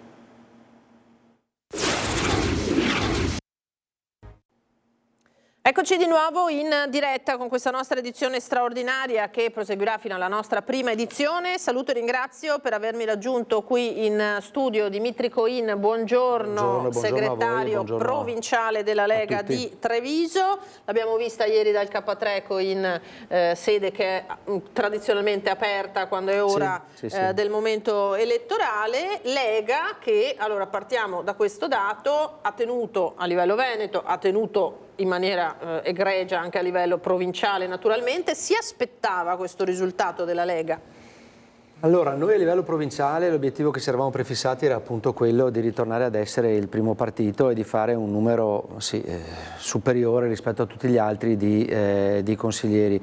Chiaramente un risultato come questo, soprattutto a livello veneto, va oltre anche a quelle che erano le nostre aspettative, però c'è un dato che non era proprio facilmente calcolabile, che era l'impatto che Luca Zaia avrebbe avuto comunque sul traino di questa tornata elettorale, e lo ha dimostrato ampiamente di avere un traino assolutamente importante, arrivando a sfiorare, non so se alla fine le abbia superate, le 200.000 preferenze in Veneto, che è un qualcosa di straordinario e al di fuori di ogni aspettativa per noi, perché scrivere il nome sapendo che comunque l'elettore della Lega ha una propensione anche abbastanza bassa a scrivere la preferenza rispetto al voto è stato un qualcosa di davvero importante. Zaia aveva detto se sono un problema vedrò di diventarlo, ed eccolo qua, ieri di fatto ha detto interpretiamo un po' questo ragionamento. Evviva i problemi. Vive i problemi. Se fossero questi i problemi. È come nelle squadre di calcio quando hanno il problema di chi mettere in campo perché ne hanno troppi. È un fuoriclasse così, quando lo hai lo devi utilizzare. Ma era anche la dimostrazione che quello che si diceva a Treviso e quello che diceva la Lega a Treviso tramite i propri segretari di sezione e tramite i propri sindaci, che hanno fatto insomma un dibattito politico anche prima della consultazione elettorale, che partiva dall'assunto di riflettere se era il caso di andare anche da soli. Con questo risultato si poteva tranquillamente dire che andando anche da soli la Lega avrebbe potuto in Veneto esprimere il candidato presidente in assoluta tranquillità. Dopodiché ci sono dinamiche politiche più ampie che è corretto che vengano rispettate, ma nella trattativa insomma questo è stato un elemento che sicuramente era un punto di forza della trattativa, che poi ha portato alla scelta di Alberto Stefani come candidato presidente, nonostante Fratelli d'Italia alle elezioni europee fosse il primo partito in Veneto e il Veneto per Fratelli d'Italia fosse la prima regione con un 38%. I cittadini, ritornando con una consultazione a livello territoriale, e con uomini conosciuti e apprezzati sul territorio ci hanno restituito la fiducia che ci avevano tolto nelle elezioni passate e noi abbiamo la grande responsabilità di capitalizzarla e di restituire la fiducia che ci è stata data con i risultati. Ecco, è stato in qualche modo sottoutilizzato Zaia, perché ieri, togliendosi qualche sassolino, abbiamo risentito l'intervista poco fa, diceva non abbiamo voluto la lista Zaia, abbiamo voluto il nome sul simbolo, eppure mi sono portato a casa, perché ieri è andato dritto Zaia, l'ha sentito dal K3, mi sono portato a casa queste, ieri non c'era ancora il numero, ma insomma decine di migliaia di preferenze che poi sono diventate centinaia di migliaia peraltro. Tra l'altro leggo un'ANSA di questa mattina in cui Antonio Noto, che ha svolto l'exit poll e le proiezioni per il consorzio che le ha svolte per la RAI, ha detto Zaia ha avuto il 30% dei voti della Lega, ovvero il 10% del totale, un risultato importante ma forse meno delle sue attese addirittura. La sua lista ebbe il 42% nel 2020, se togliamo alla Lega il 10% di Zaia, il partito di Salvini avrebbe comunque superato Fratelli d'Italia, questo l'abbiamo detto.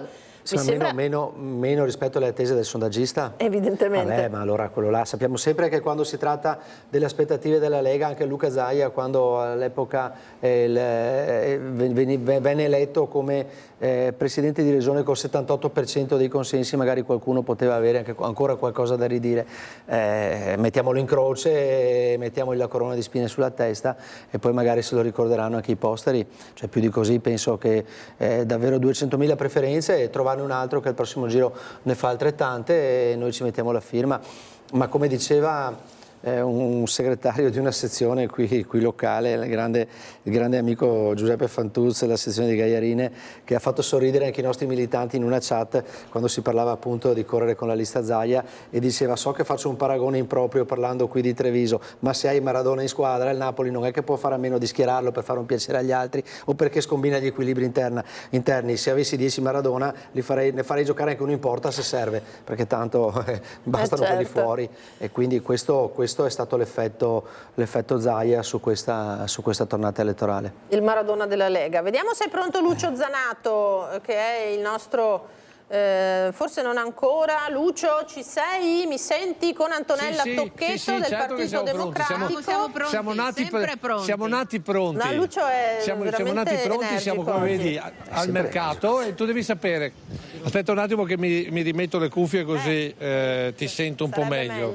Allora stavo dicendo che bisogna stare al mercato perché solo al mercato tu riesci a trovare le notizie. Allora la prima notizia che ti do è che tra mezz'ora dovrebbe arrivare l'albero di Natale in Piazza dei Signori. Attenzione, tra mezz'ora da Brunico arriva l'albero di Natale.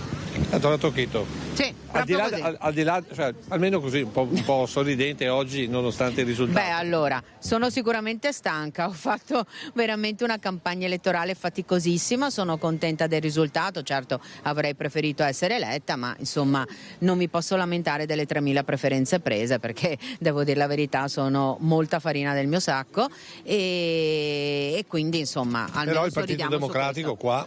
Il Partito Democratico speravo veramente andasse meglio, io speravo in un 18-19% regionale, anche di più, e quindi anche un miglior risultato su Treviso. Noi puntavamo a fare 2 consiglieri regionali, purtroppo ne è scattato solo uno, intanto faccio molti complimenti a Paolo Galeano, il secondo è Beltramello che ha fatto un ottimo lavoro anche come medico su Castelfranco, io sono la terza e comunque insomma è stato un lavoro d'equipe molto molto faticoso. Devo dire che andando per i mercati trovavo un po' di resistenza a votare Partito Democratico, per cui sicuramente dovremmo fare un grosso lavoro soprattutto nelle periferie, perché poi magari nei centri storici, nelle città, il partito è un po' più a nostro favore, l'elettorato diciamo. Nella periferia si fa molta fatica. Ho trovato ad esempio una grandissima ostilità su Conegliano, dove giravamo insieme al candidato locale che era Omar Lapeccia, che peraltro insomma ringrazio del lavoro che ha fatto, fatto, e c'era la gente che vedeva il simbolo del Partito Democratico e si allontanava, pur riconoscendo in noi consiglieri delle persone, insomma, che stavamo facendo il nostro lavoro. Quindi bisogna fare un grosso lavoro sicuramente. Ecco, a proposito di lavori e di calcoli, lei ci sta dando una notizia che riguarda Rossella Cendron. Allora, dai dati che noi abbiamo sembrerebbe che con i resti non scattasse il quinto della Lega e quindi Marcon sindaco di Castelfranco, ma fosse eletta per i resti molto alti la Rossella Cendron di Silea nelle liste civiche, quindi sarebbe un punto in più a favore della nostra coalizione. Adesso i dati sono tutti ancora molto parziali, anche se quasi definitivi, ma insomma non definitivi del tutto. Sembrerebbe questo il dato, poi si aspetta conferma e leggendolo da per certo aspettano i dati del Viminale. Ecco, l'ultima cosa, poi diamo la linea alla Lina, però l'effetto Manildo, cioè voglio dire, il candidato governatore per il Partito Democratico era di Treviso ed è andata così. Come mai? Ma io penso che Giovanni Manildo abbia molto corso per farsi conoscere nelle altre province, per esempio a Padova è andato molto bene, probabilmente su Treviso forse davamo per scontato che lui fosse conosciutissimo e quindi anche di avere un risultato diverso per la sua candidatura a presidente. E credo che sia stato proprio questo, so che lui si è mosso moltissimo nelle varie province, da Vicenza, Verona, Rovigo. Treviso forse la dava per quasi certa e a volte mai dare per scontato l'elettorato.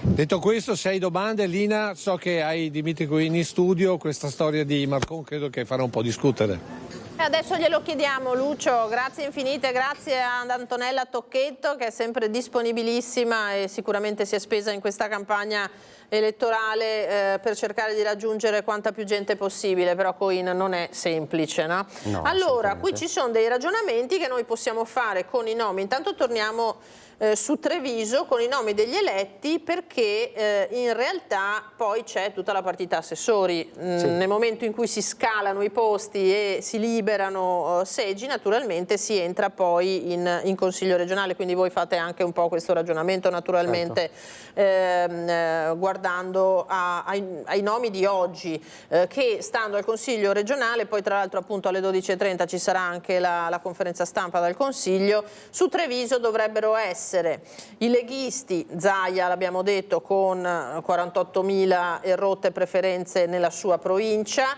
Sonia Brescacin, Paola Roma, Riccardo Barbisan, Stefano Marcon.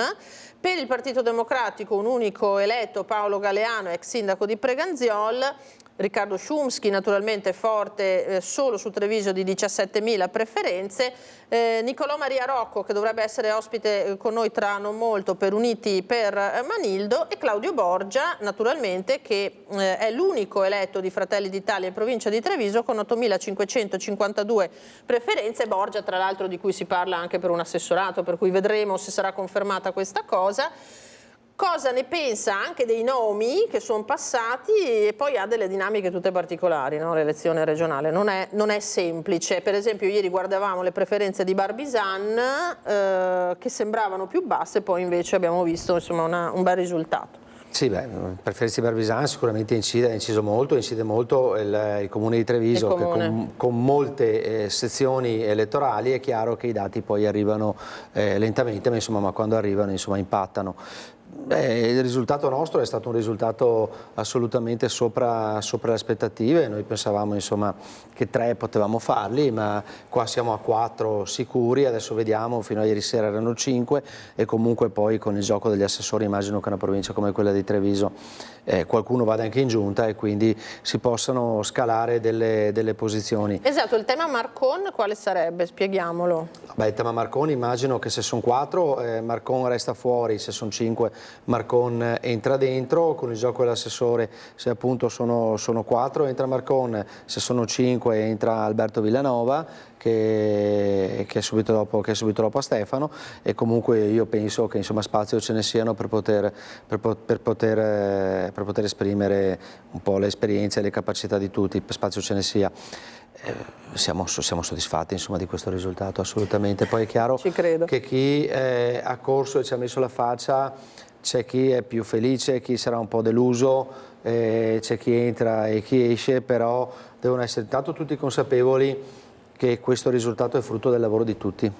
E quindi da segretario provinciale mi sento di ringraziare tutti i candidati e anche tutti quelli che non sono neanche stati compresi fra i candidati ma che avevano comunque dato la disponibilità alla candidatura nei mesi precedenti. Dopodiché è chiaro che qualcuno andrà in consiglio, qualcun altro starà fuori, ma saranno comunque delle figure che saranno dei riferimenti sul territorio per la Lega, perché la politica tutta, e non è solo un ragionamento da segretario della Lega che vale solo per la Lega, la politica tutta ha necessità di riferimenti sul territorio, e quando vediamo che la gente non va a votare perché effettivamente il dato dell'affluenza è la nota stonata di questa tornata elettorale, che è comunque un dato in calo su tutta, a livello nazionale.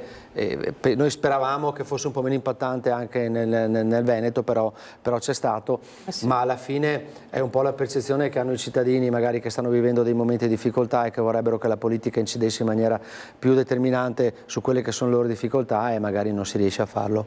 Senta, allora, ci aspettavamo per la Lega un risultato inferiore e non c'è stato, Lega che ha doppiato di fatto Fratelli d'Italia, ci aspettavamo per Fratelli una tenuta maggiore che non c'è stata, la lente era naturalmente anche sul rapporto di forze, anche a Treviso, anche in comune di Treviso.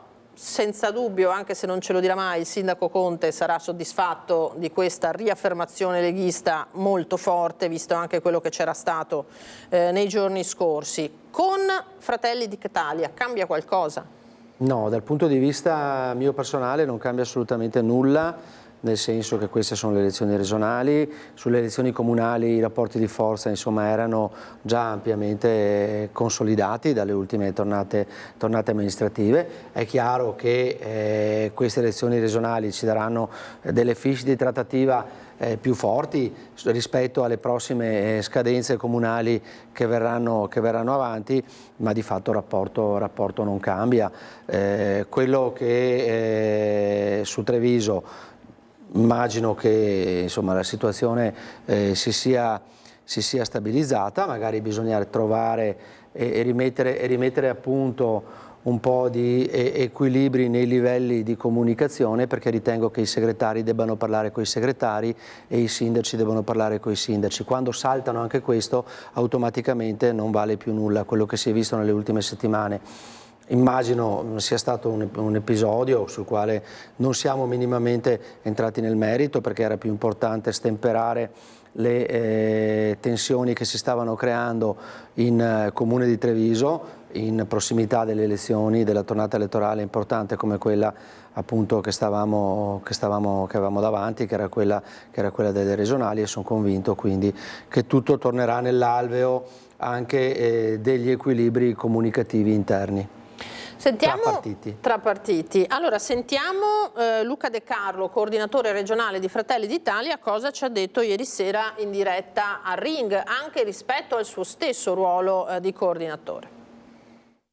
Le premesse sono quelle che il centrodestra ha vinto, abbiamo consolidato il buon governo del centrodestra, lo abbiamo fatto con un governatore giovane che ha un'ottima prospettiva di poter essere valido e utile per i prossimi 10 anni. L'abbiamo fatto con una coalizione di centrodestra che non si è mai divisa, anzi che è rimasta coesa anche quando c'erano frizioni di un certo livello, perché tutti ambivano giustamente tra l'altro ad avere il proprio candidato governatore. Noi siamo stati particolarmente generosi, oggi il mio amico Marco Snato diceva fin troppo visti i risultati, potrebbe essere così una lettura autoironica. È chiaro che chi ha il candidato governatore e il governatore uscente parte con un deciso vantaggio, e questo mi sembra evidente. Dopodiché la questione del derby ha appassionato molto gli addetti ai lavori, forse un po' meno noi. Io non ho mai fatto una questione di rimente. Chiaro che se mi avessero detto che avrei preso la metà dei voti delle europee dell'anno scorso o anche il doppio per esempio di 5 anni fa, avrei detto che sarei stato felice. Guardi, io sono stato all'1% in questo partito. No, ma questo oggi, non c'è dubbio. Sentiamo il 20%, non posso essere io quello scontento. Questo in qualche maniera ha un riverbero anche sul suo ruolo? Oddio, questa è una bella domanda, però non dovrebbe rivolgere a me, io non sono autoreferenziale, cioè io ho un mandato da Giorgia Meloni di rappresentare il partito in Veneto, non me lo sono autoconferito, lo faccio da 6 anni, cioè lo faccio da quando il partito era molto più basso di oggi, molto più basso del 9%, e quindi queste sono valutazioni che aspettano al partito, ma insomma vedremo, insomma, non è un tema che mi fa perdere il sonno di notte. Così De Carlo lo commenteremo tra poco con Coin, ma torniamo a Padova perché la nostra Chiara Gaiani sta seguendo in questa prima uscita il neoeletto presidente del Veneto Alberto Stefani, che ha scelto una residenza per anziani come prima uscita anche operativa, perché ha detto comincio a lavorare subito, no? da presidente. Direttore, sì, ci siamo, stiamo per partire. La collega è sempre collegata anche dall'altra parte.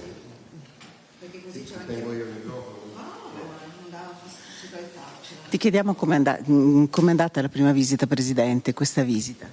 Beh, è stata una visita in un RSA, abbiamo posto al centro della nostra agenda politica i temi del sociale, che significa anche piano casa per i più giovani, significa anche servizi educativi per la prima infanzia, significa anche RSA attrezzate, quindi dei percorsi sociosanitari vicini ai cittadini, RSA che non siano dei punti esterni a un comune in cui si curano soltanto i sintomi fisici. L'abbiamo visto qui dentro, parte integrante di una comunità in cui si curano i bisogni fisici e psicologici dell'essere umano, in cui si fa comunità all'interno.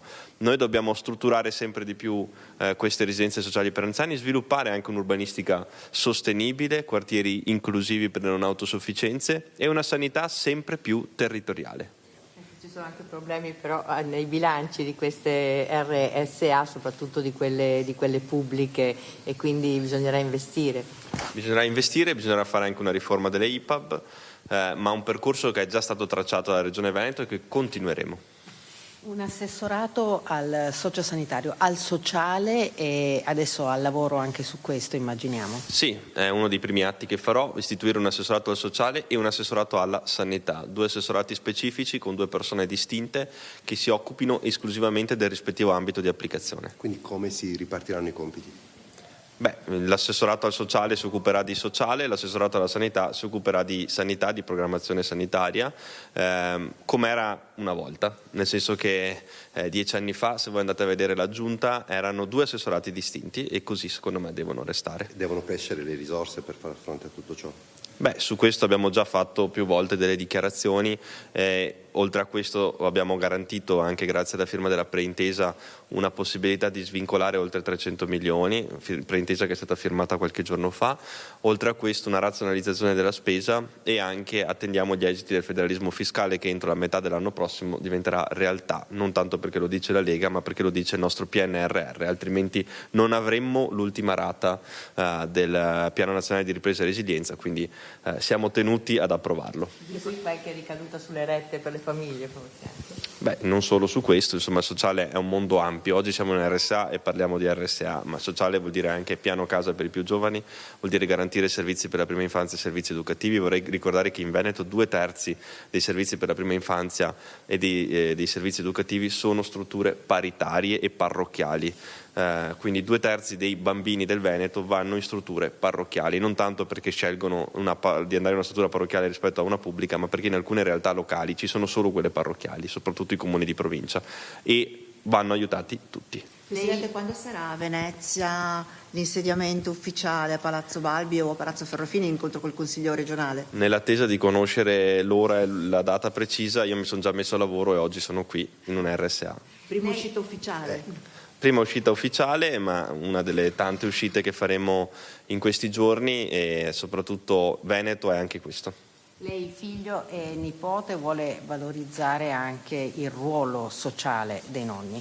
Assolutamente sì. Una visita qui dentro ti fa capire che dentro le RSA non ci sono persone che stanno finendo la propria vita, c'è vita, ci sono persone che stanno vivendo, c'è comunità, abbiamo visto tutto questo oggi e persone che hanno tanti anni ancora davanti e che meritano la dignità di essere curati, non solo curati da un punto di vista sanitario, ma anche da un punto di vista psicologico e di comunità territoriale. Questo è quello che noi vogliamo costruire. Il nostro programma si chiama Veneto, una comunità, e lo sarà dal punto di vista sociale, sanitario, dal punto di vista imprenditoriale, dal punto di vista dei rapporti con le realtà locali. Io vengo da un'esperienza di sindaco e so quanto sia importante il valore di un presidente che sta vicino ai sindaci e alle amministrazioni comunali. Presidente, che cosa le hanno detto? Ha incontrato, immagino, alcuni ospiti? Beh, mi hanno regalato disegni, una ha scritto addirittura un libro, un ospite di questo centro, che ovviamente terrò con me e leggerò già da stasera.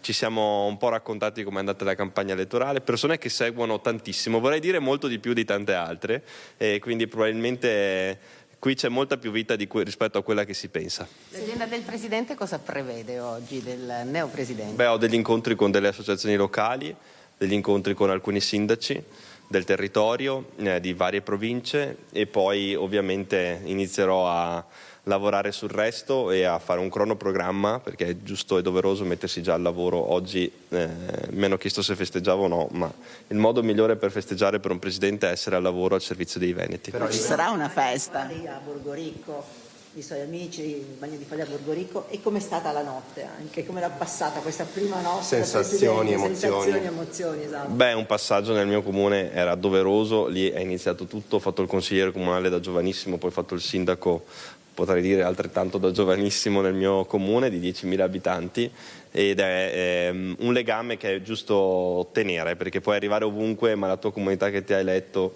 resta la tua comunità, come adesso sarà la comunità, tutto quella del Veneto, che sarà la mia comunità, la comunità alla quale apparteniamo e alla quale darò tutto il mio servizio.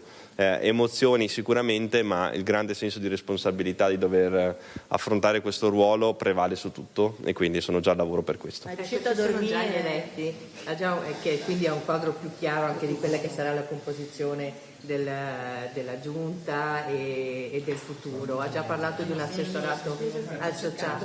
Beh, allora, prima di tutto rispondo in ordine. Sono riuscito ovviamente a riposare qualche minuto e qualche ora, però sono già al lavoro perché era giusto esserlo. Per quanto riguarda gli assessorati, deciderò nelle prossime ore, nei prossimi giorni. Adesso mi occupo di essere al servizio dei veneti, sono le mie prime ore e volevo essere operativo subito. Per quanto riguarda la Lega, un buon risultato. Lei ha detto ieri che non sarà più segretario regionale, e poi c'è anche il risultato di Zaia con cui confrontarsi. Beh, è stato un risultato molto importante, come è stato un risultato molto importante quello di altri candidati, perché se voi andate a vedere i risultati dei candidati della Lega, ma anche di Fratelli d'Italia, di Forza Italia e delle altre liste di supporto, sono risultati significativi del territorio. Anche la coalizione ha ottenuto un grande risultato. Ho visto rispetto alle proiezioni ieri che citavano tra il 58 e il 62, oggi siamo oltre il 64 e siamo il risultato più alto di tutte le regionali. Quindi abbiamo superato anche la Puglia, che sembrava avesse un distacco di noi da 10 punti. Quindi insomma probabilmente è piaciuto anche il programma e anche uno stile con cui l'abbiamo affrontata questa campagna elettorale. Dal primo giorno, insomma, mi avete intervistato voi, no attacchi, no polemiche, no provocazioni. Così è stato per tutta la campagna e così sarà per i prossimi 5 anni. Io guarderò i risultati che devo ottenere per il Veneto. E questo è l'effetto Stefano?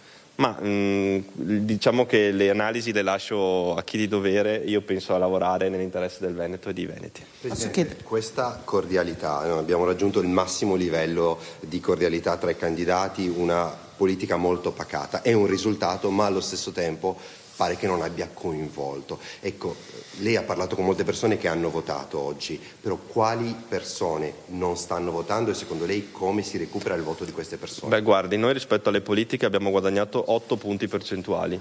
Alle politiche il centrodestra ha preso il 56, oggi in Veneto ha preso il 64%, quindi probabilmente i nostri sono andati a votare e credo che ci sia ancora tanto da fare, ci sia da coinvolgere i giovani. In particolare, da giovane avrò un grande ruolo in questo, di programmazione, di un forte incentivo all'affluenza giovanile. Detto questo, i risultati si leggono in questo senso, abbiamo guadagnato 8 punti, quindi i nostri sono andati molto probabilmente quasi tutti a votare e qualche voto l'abbiamo preso dall'altra parte. Senta, lei Presidente della Regione Veneto, segretario regionale, vice segretario nazionale. È un tasso piglia tutto. Ma io faccio il mio, adesso ovviamente mi occuperò del Veneto e dei Veneti, quindi gli altri ruoli ovviamente saranno affidati a chi di dovere, e mi occupo del mio territorio e, come è giusto che sia, mi dedicherò esclusivamente a questo. Un'ultima domanda personale. Possiamo tornare indietro a quando lei ha scoperto la politica, ha scoperto la passione per la politica, e se sente questo momento come un momento di arrivo o soltanto di passaggio? No, io credo che la vita e la politica ti porti ad avere delle responsabilità, e quando hai delle responsabilità sai che la vita pubblica viene sempre prima di tutto il resto. La tua responsabilità, il tuo dovere, l'attività che devi svolgere per il Veneto è quello che farò. Sento di avere una grande responsabilità e di doverla affrontare nel migliore dei modi. Farò di tutto per affrontarla nel migliore dei modi. Quando è nata e come è nata questa passione? Ma è nata nel mio comune, nel mio territorio, al quale, come avete visto, sono molto legato, ma soprattutto per la capacità di essere prossimo ai cittadini. Io credo che in una società sempre più isolata, dove la tecnologia per certi versi sta isolando i cittadini, in particolare i giovani che sono risucchiati dai social network e da dei modelli virtuali completamente distorti dal mio punto di vista, il futuro non sarà continuare in quella direzione, sarà l'esatto contrario, sarà la comunità, sarà la prossimità, sarà la vicinanza ai cittadini. Noi abbiamo fatto una campagna elettorale parlando di comunità, e questa campagna elettorale ha dato dei risultati insperati, oltre ogni aspettativa, oltre tutte le previsioni che abbiamo visto già ieri alle 3, no? Gli Instat Poll erano quasi 6 punti più bassi rispetto ad adesso, quindi è andata oltre ogni previsione, e forse questo ha anche un po' premiato. Grazie a voi. Buon lavoro.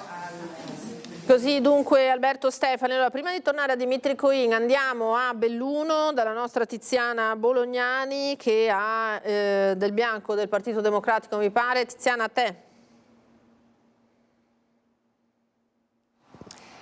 Sì, Lina, da Belluno stiamo, ecco, Alessandro Del Bianco, neoconsigliere regionale, ci sono naturalmente altri colleghi qui stamattina in centro a Belluno. La notizia è che dopo anni ritorna il PD bellunese in consiglio regionale, lo fa con il suo massimo esponente provinciale, con il segretario provinciale Alessandro Del Bianco, che già ricordiamo anche nel ruolo di assessore alla cultura del comune di Feltre. Del Bianco ha passato una nottata in bianco? Assolutamente sì, posso garantire, è stata una nottata lunga e non abbiamo dormito, però è stata una bellissima soddisfazione, diciamo. Lei ha ottenuto un discreto numero di consensi, quasi 5.000. Sì, è stato un risultato oltre ogni aspettativa, sono il terzo più votato dopo Zaia e Dario Bond in questa provincia. Il Partito Democratico in provincia di Belluno ha fatto il secondo miglior risultato dopo Venezia in tutta la regione, e questo ci ha anche consentito poi di far scattare il seggio. È un orgoglio per noi ed è frutto probabilmente anche del lavoro intenso che abbiamo fatto in questi 2 anni. In linea generale, lei come commenta l'andamento del voto a partire dal dato dell'astensionismo? Allora, c'è un dato dell'astensionismo molto forte, questo è un problema su cui dovremo lavorare. Io credo che in provincia di Belluno vada ben valutato anche con la questione degli AIRE, perché ci sono oggettivamente dei comuni con tantissimi AIRE, quindi questo in provincia di Belluno il dato è un po' falsato, va detto. Dopodiché l'altra questione che c'è stata in queste elezioni è che si è completamente invertito rispetto ai pronostici il rapporto tra Fratelli d'Italia e Lega. Questo ha colto di sorpresa tutti, noi compresi. Il fatto che per esempio la Lega non mandi alcun consigliere regionale a Venezia?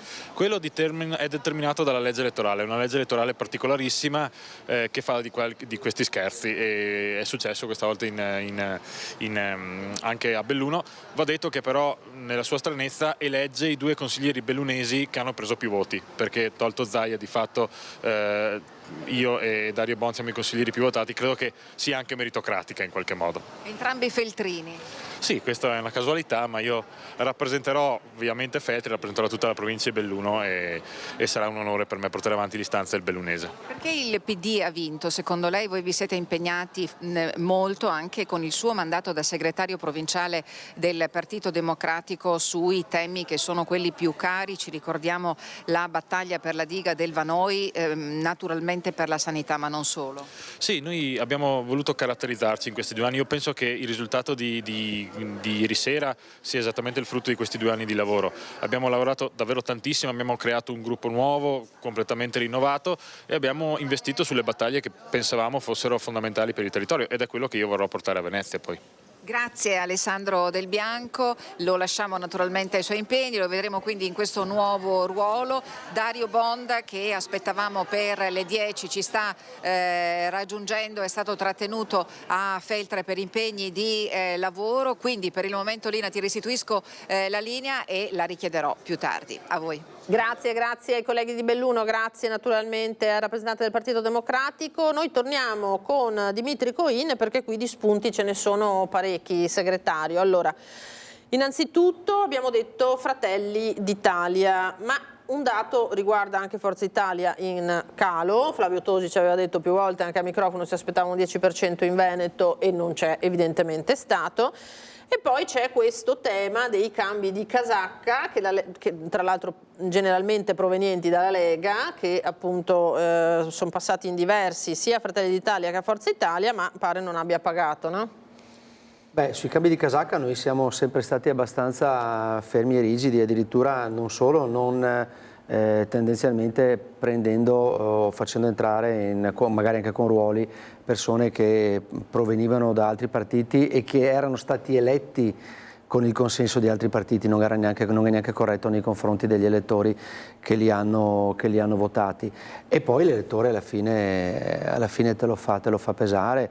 Noi addirittura, se dobbiamo ragionare sulla gestione anche di partecipate o altre questioni sovracomunali con gli altri segretari, loro sanno perfettamente che abbiamo una regola tacita comunque all'interno della Lega, che non possiamo andare a supportare, poi anche sopportare figure che sono uscite dalla Lega, non troveranno il nostro consenso per ricoprire ruoli. E poi l'elettorato dimostra che questa linea di coerenza o anche di rigidità, vediamo come la si vuol chiamare, alla fine è quella che paga, perché l'elettore lo punisce. Tutti quelli che sono stati i cambi di casacca in tutte le varie province non hanno trovato riscontro nel risultato elettorale. Caso eclatante quello della consigliera regionale che si è spostata dalla Lega per andare in Fratelli d'Italia. Probabilmente se fosse rimasta in Lega probabilmente sarebbe stata rieletta, visto il risultato. Ha fatto una scelta che non era una scelta sicuramente di filosofia politica, ma era una scelta di opportunità personale, perché se fosse stata una scelta di filosofia politica non l'avrebbe fatta in prossimità della scadenza del mandato elettorale, ma l'avrebbe fatta molto prima. L'ha fatta alla fine, quindi era un accordo di una ricandidatura, è andata male perché l'elettore alla fine sa sempre votare, e non solo sa votare, ma il messaggio te lo dà anche quando sta a casa. Senza dubbio. E comunque questo treno di Fratelli d'Italia, che si pensava corresse più veloce in Veneto, si è fermato comunque a un certo punto. Senta, allora, per giustizia dobbiamo dire che su Treviso gli eletti della Lega in questo momento risultano 4 e sì. non 5, abbiamo detto, quindi Luca Zaia, Sonia Brescaccin, Paola Roma, Riccardo Barbisan, attualmente escluso Stefano Marcon, che è il presidente della provincia, sindaco di Castelfranco, diciamo attualmente perché poi appunto con tutta una serie di giri che ci potrebbero essere anche di nomine potrebbe comunque subentrare, e invece guadagna un consigliere regionale, guadagnano le civiche per Manildo, quindi non solo Uniti per Manildo, che fa un consigliere a Treviso con Nicolò Rocco, ma anche la sindaca di Silea, Rossella Cendron, dovrebbe avercela fatta ad accedere al consiglio regionale. E qui torno al segretario provinciale, perché c'è un altro comune che a questo punto va al voto, segretario. È una tornata quella dell'anno prossimo altrettanto sfinente come le regionali, secondo lei? Beh, sono tutte, quando sono impegnative, sono stimolanti.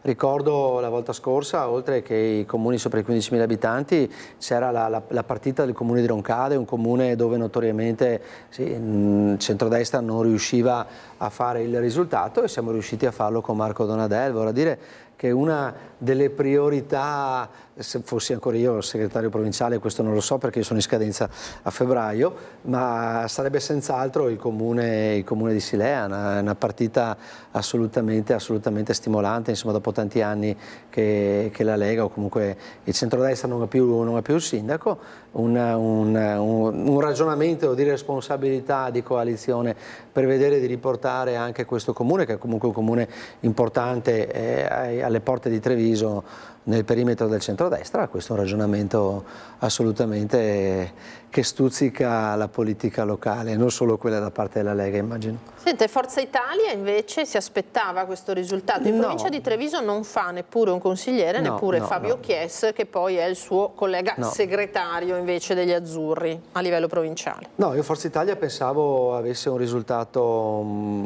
migliore, anche perché insomma uomini seri in provincia di Treviso ne hanno, e pensavo anche che Flavio Tosi riuscisse ad incidere in maniera diversa, ma ritorniamo al ragionamento dei cambi di casacca. Alla fine quello di Flavio Tosi non può neanche essere definito un cambio di casacca. Flavio Tosi ha fatto un percorso a un certo punto diverso, è stato allontanato dalla Lega, ha comunque tenuto e dimostrato di avere un notevole spessore politico, perché è riuscito a rientrare in Forza Italia come coordinatore regionale, parlamentare prima e poi parlamentare poi, per cui però a livello di consenso territoriale evidentemente l'elettore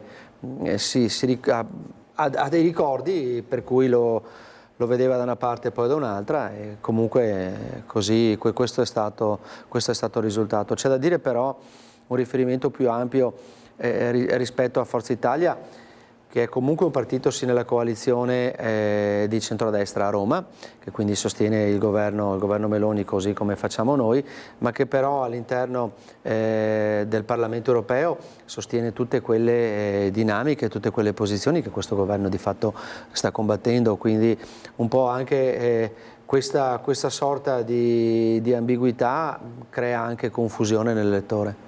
Senta, ultima domanda perché so che deve andare. Alle 11:30 avete convocato una conferenza stampa al K3, sede provinciale della Lega, con Luca Zaia, per dire cosa? Ci dà qualche anticipazione? No, per fare un po' il punto della situazione, per fare un po' il punto sullo stato di salute della Lega in provincia di Treviso, per ringraziare tutti quelli che sono i candidati consiglieri, dare un buon lavoro a quelli che sono stati eletti e ringraziare comunque quelli che non sono stati eletti, come dicevamo prima, ma che contiamo rafforzino con questa tornata elettorale le posizioni comunque di riferimento territoriale per quanto riguarda la politica della Lega, e anche per fare un brindisi insomma, per il risultato, che è stato un risultato assolutamente importante, sopra le aspettative, ma come dicevo anche all'inizio gli elettori ci hanno restituito quella fiducia che ci avevano sottratto sia alle elezioni politiche che alle europee, e noi dobbiamo capitalizzare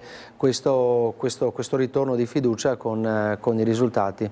In particolare in vista delle amministrative dell'anno prossimo. Sì, poi quelle sono tutte quante conseguenze, prima si lavora e poi si prende lo stipendio e quindi noi in questo caso probabilmente è stato anche capito il lavoro, la serietà e il profilo che abbiamo sempre mantenuto di serietà, nonostante le legnate che ci siamo presi in questi ultimi periodi, però siamo sempre andati avanti, ci è stata restituita la fiducia e noi con la stessa serietà andremo avanti a tentare di ripagarla. Grazie a Dimitri Coin, segretario provinciale della Lega. Grazie a tutte le Credo ci rivedremo tra non molto. Lucio Zanato sta venendo da voi, quindi proseguiremo il ragionamento. Grazie infinite. Grazie a voi. Noi adesso andiamo subito a Vicenza in diretta con Luisa Bertini, che ha i suoi ospiti, tra cui il sindaco Giacomo Possamai, per una disamina di questo voto anche nel territorio. Luisa.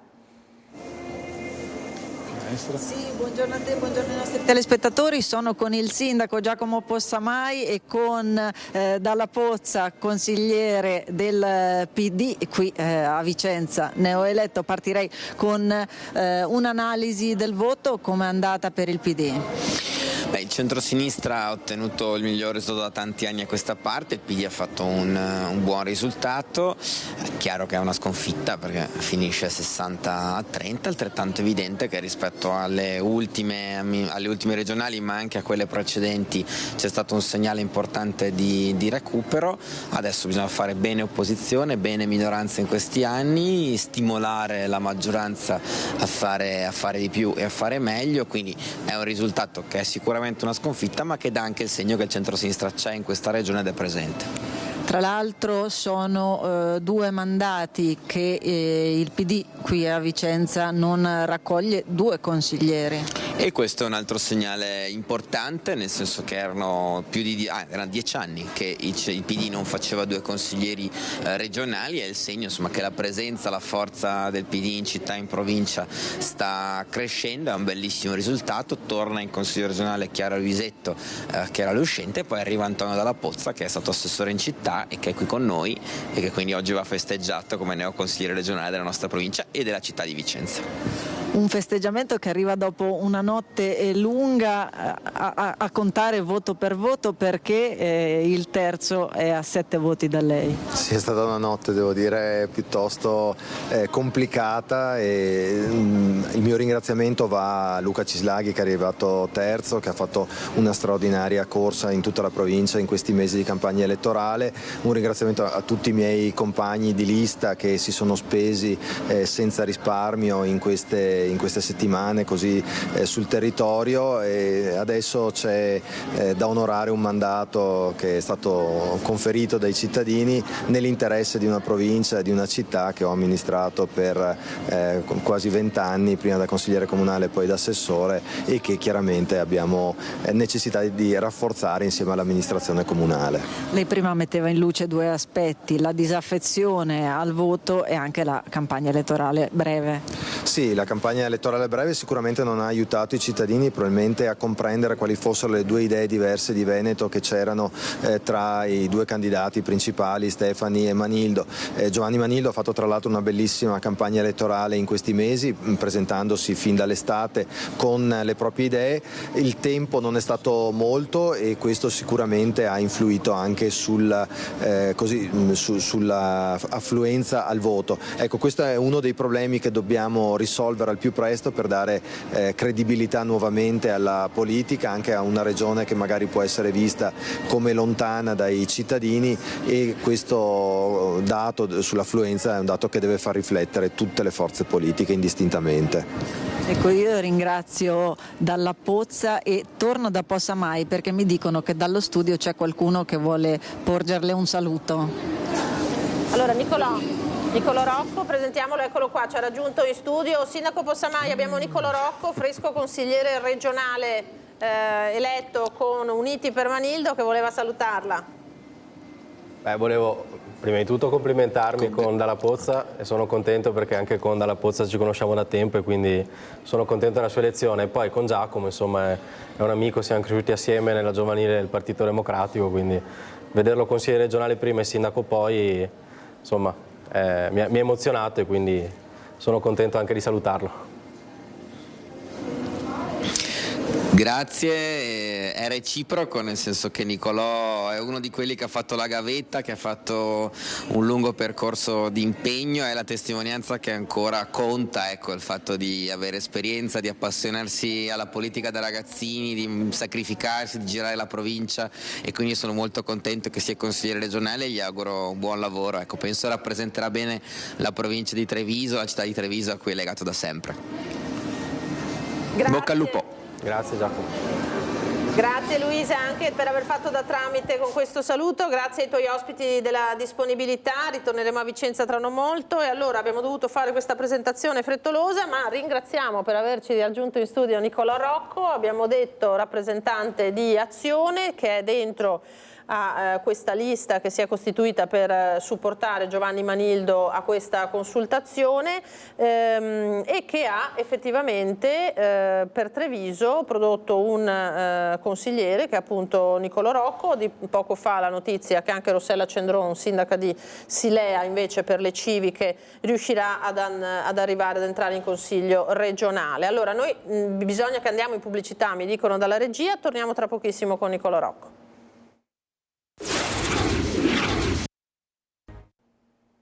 Di nuovo in diretta per la nostra straordinaria, dedicata naturalmente agli esiti del voto. Torno a ringraziare e a salutare Nicolò Rocco, fresco consigliere regionale per Uniti per Manildo, ben trovato. Grazie per l'invito. Prima di tutto andiamo dal nostro Filippo Fois che ci sta aspettando con grande pazienza, Fois, dal Consiglio regionale. Cosa succederà lì, Filippo, alle 12:30?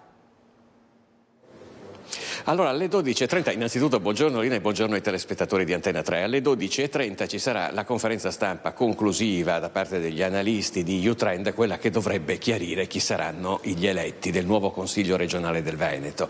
Diciamo dovrebbe perché chiaramente a noi è tornato in mente ciò che era accaduto nella precedente legislatura, ricorderanno i nostri telespettatori più attenti, nella quale c'erano state molte incertezze su chi alla fine avrebbe dovuto sedere in Consiglio regionale, addirittura dei candidati che erano stati dati per eletti e poi erano stati sostituiti con degli altri, con relative polemiche. Questo però lo dobbiamo ricordare senza variare i rapporti di forza dei partiti all'interno dell'Assemblea, erano tutti conteggi interni ai partiti. Poi c'era stato un caso che ha fatto scuola giurisprudenziale, possiamo dire, che era quello di Erika Baldina del Movimento 5 Stelle. Il Movimento 5 Stelle era stato inizialmente escluso dal Consiglio regionale, poi con un ricorso in tribunale riammesso perché Erika Baldin aveva superato il quorum da sola come preferenze singole, mentre la sua lista non l'aveva fatto. Tra l'altro ci stavano spiegando da U-Trend, è una cosa che adesso ci sono dei processi aperti anche per le ultime elezioni in Toscana dove sono accadute cose del genere. Per il resto devo dire che quelli, e ne abbiamo già parlato, quelle che sono le tendenze di questo voto sono state tre, sono tutte e tre abbastanza significative. La prima, non occorre dirlo, è quella dell'astensionismo. Il 44% degli aventi diritto è andato a votare, questo è il peggior, di gran lunga il peggior risultato nella storia delle elezioni regionali del Veneto ed è anche il 10° peggior risultato nella storia delle elezioni regionali in Italia. Quella di Stefani invece, la vittoria del centrodestra, è la miglior vittoria della coalizione di centrodestra dopo quella di Zaia del 2020, in cui però le condizioni erano molto particolari, mentre la performance del centrosinistra non era così buona da metà degli anni 90. Come si spiega questo? Si spiega col fatto che rispetto alle altre volte in queste ultime elezioni ci sono state meno liste fuori dalle coalizioni. Sostanzialmente ce l'ha fatta una, che è quella di Chomsky, che addirittura è riuscita a eleggere 2 consiglieri, almeno così pare, e che rappresenta, possiamo dirlo, un caso anche a livello nazionale. Poi naturalmente avremo modo di parlare di tutte le novità, di quanti volti nuovi ci sono qui in Consiglio regionale. Io mi permetto di dire, tra chi non ce l'ha fatta, ci sono 2 esponenti politici di primo piano di questo Consiglio regionale che hanno animato il dibattito durante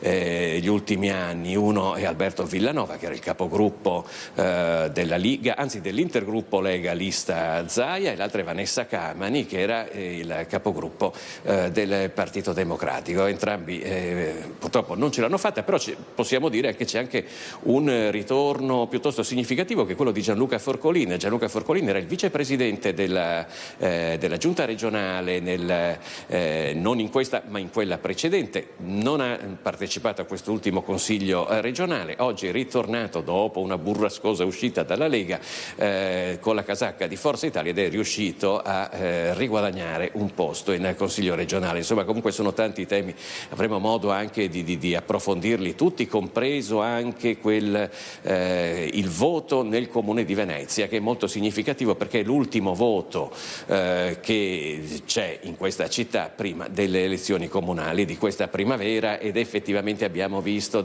molti aspetti piuttosto interessanti, a partire dalla buona affermazione del centro-sinistra, che ha superato di pochissimo, ma ha superato il centrodestra, e soprattutto c'è stato stato un boom di preferenze per Monica Sambo, che è la segretaria del Partito Democratico di Venezia, era già stata la più votata alle ultime elezioni comunali, attualmente il consigliere più votato del Comune di Venezia, e anche questa volta è arrivata quasi ai livelli di Zaia. C'è stato un momento durante lo spoglio delle schede in cui Monica Sambo in Comune di Venezia aveva preso più preferenze di Zaia, poi Zaia ha allungato e ha vinto anche a Venezia. Linea.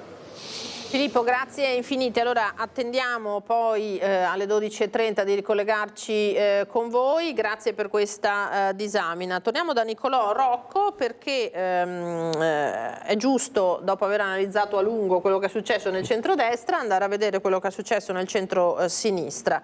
Giovanni Manildo si è fermato intorno al 29%, 28 e 89%. L'obiettivo di fatto dichiarato durante la campagna era quello del 30%. E quindi, come ha sottolineato lo stesso Manildo, che tra poco risentiremo da ieri, un risultato c'è effettivamente stato.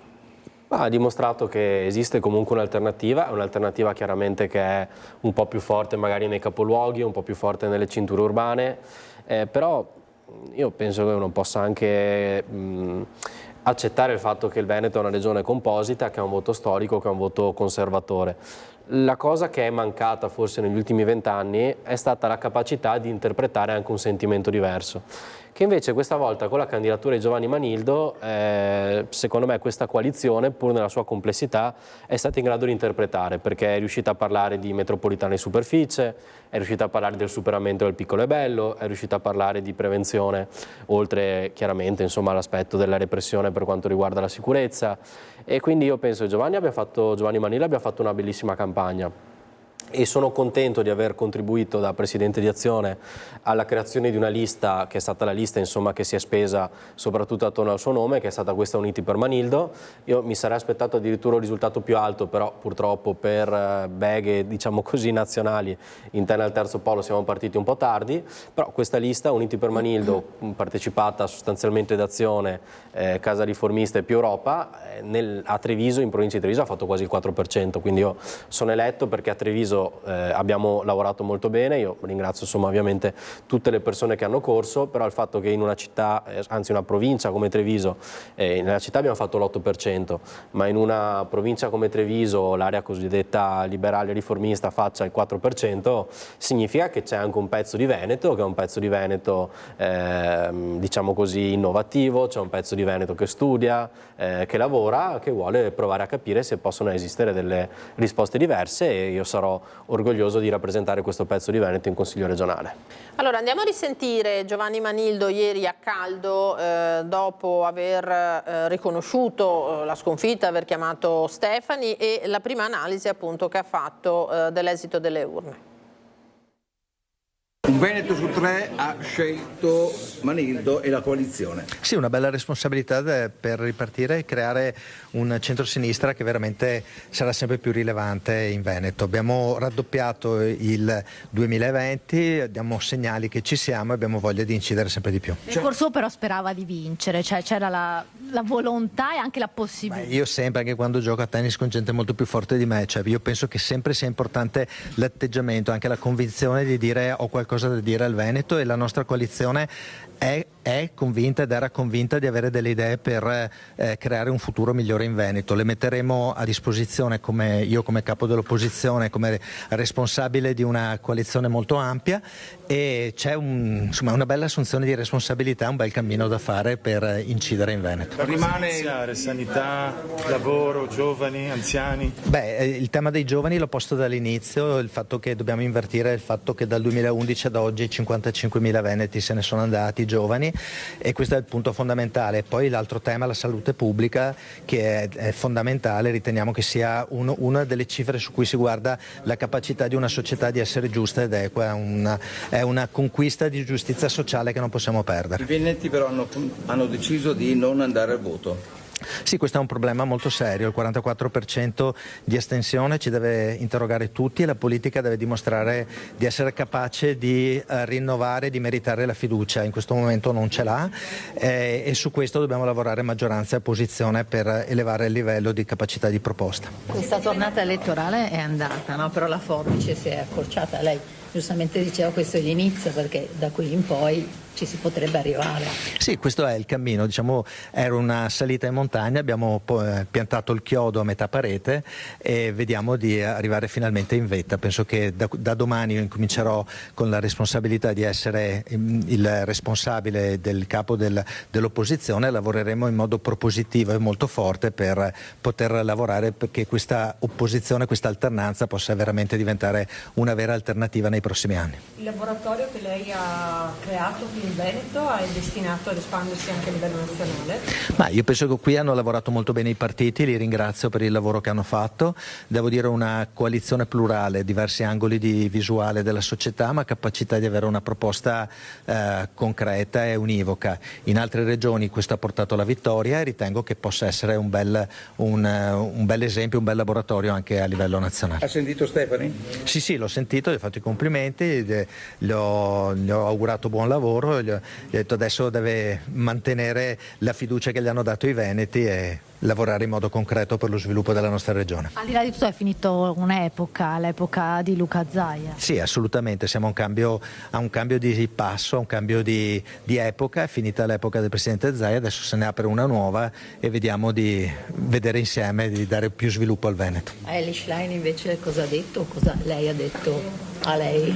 Elly Schlein mi ha chiamato, mi ha ringraziato, ha detto che abbiamo fatto un ottimo lavoro, ha ringraziato il Partito Democratico per il lavoro molto forte, anch'io l'ho ringraziata di questo e da qui siamo concordi nel dire che parte questa camminata per riconquistare la maggioranza, conquistare la maggioranza in Veneto e a livello nazionale lavorare insieme. Ha pesato il fatto che la campagna elettorale è iniziata molto tardi, cioè voi eravate pronti comunque quest'estate, ma dall'altra parte non c'era un avversario? Ma sicuramente sul dato dell'astensione può averlo portato perché è inevitabile anche la rilevanza sui giornali, sui media è stata molto maggiore, la conoscibilità della campagna elettorale nel momento in cui c'era anche il candidato di centrodestra, quindi il fatto di una campagna corta forse non ha raggiunto tutti i cittadini veneti, però penso che sia importante, se non guardiamo quello che è successo, guardiamo al futuro e partiamo da questo dato che,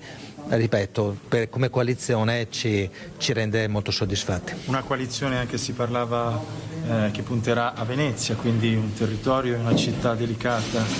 Da quello che vedo i dati sono molto buoni sul Comune di Venezia, chi avrà responsabilità di fare scelte sul Comune sicuramente potrà trarre qualche utilità da questi dati. Così allora ieri Giovanni Manildo. Rocco, intanto appunto abbiamo sentito i propositi di Manildo, nuovo capo dell'opposizione naturalmente, e c'è una squadra anche di Consiglio regionale rinnovata con tante donne, l'abbiamo detto subito, ma questo è anche un po' l'effetto Zaia naturalmente, e tanti giovani, oltre a un presidente giovanissimo, 33 anni. Come vede il lavoro dell'opposizione in questa prossima legislatura regionale? Secondo me sarà fondamentale, io penso che dopo questa straordinaria leadership che ha avuto Zaia, che però ha anche un po' personalizzato la politica veneta, si apre una fase che è proprio una fase storica, è un'epoca. A me diciamo i saggi della politica, quelli che conoscono la politica veneta, hanno raccontato insomma che questa potrebbe essere una fase simile a quella che diciamo ha portato ai mandati di Giancarlo Galan. Anche lì Giancarlo Galan, se non sbaglio, era molto giovane, sarà stato eletto a 35-36 anni, una fase proprio storica completamente diversa, e quello che mi hanno sempre raccontato è che il Consiglio regionale contava molto, cioè negli ultimi 15 anni un presidente così forte e sostanzialmente una giunta monocolore hanno portato comunque a un ruolo quasi ancillare dei consigli regionali.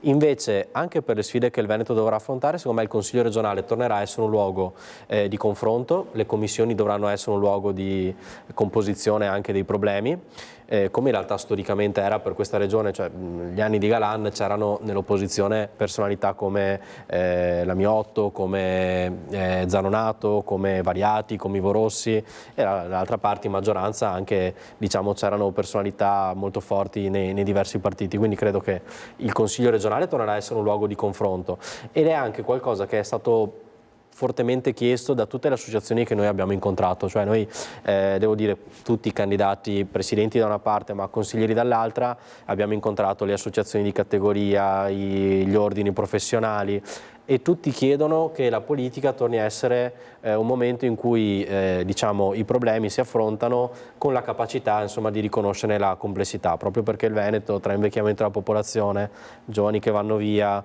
difficoltà economiche legate ai dazi da una parte, a questa geopolitica molto complicata dall'altra, è una regione che richiederà insomma, uno sforzo comune, e quindi io penso che il tipo di opposizione che noi faremo sarà un'opposizione assolutamente costruttiva.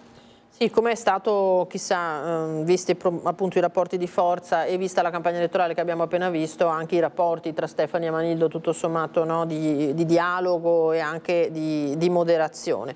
È un consiglio regionale che perde la capogruppo del Partito Democratico Vanessa Camani, la padovana Vanessa Camani, che tante volte avete visto sui nostri schermi naturalmente in prima linea in questa ultima legislatura e poi anche necessariamente nella campagna elettorale, e che guadagna invece l'altro mister preferenze, chiamiamolo così, di questa tornata, perché dopo Luca Zaia, guardando la singola lista provinciale naturalmente con rapporti di forza alla pari, Zaia parliamo di numeri insomma stratosferici, perché eletto con 48.113 preferenze in provincia di Treviso è fuori concorso, diciamo.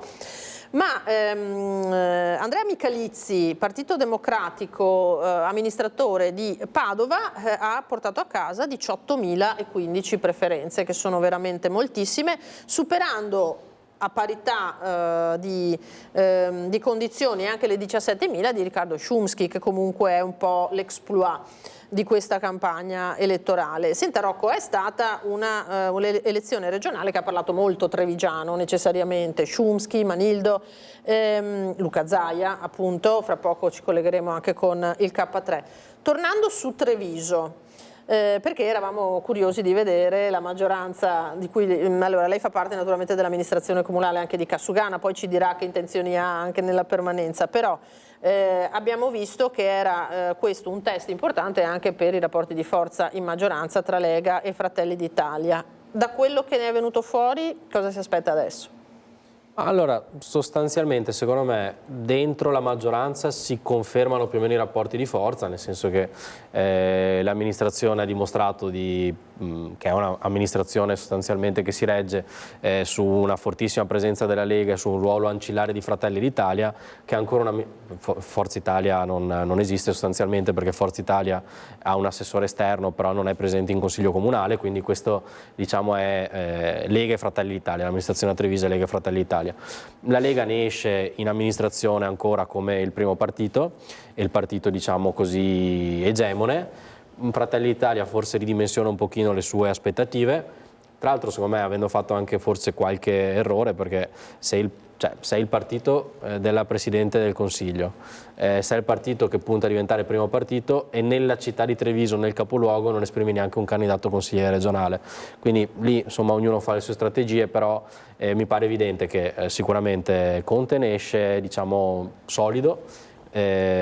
Si aprirà comunque una fase dove Fratelli secondo me sarà una spina nel fianco, perché loro comunque vorranno continuare a rivendicare di essere il partito del Presidente del Consiglio, quindi se è vero che in Veneto il centrodestra si regge sulla Lega, è vero che a livello nazionale il centrodestra si regge su Giorgia Meloni.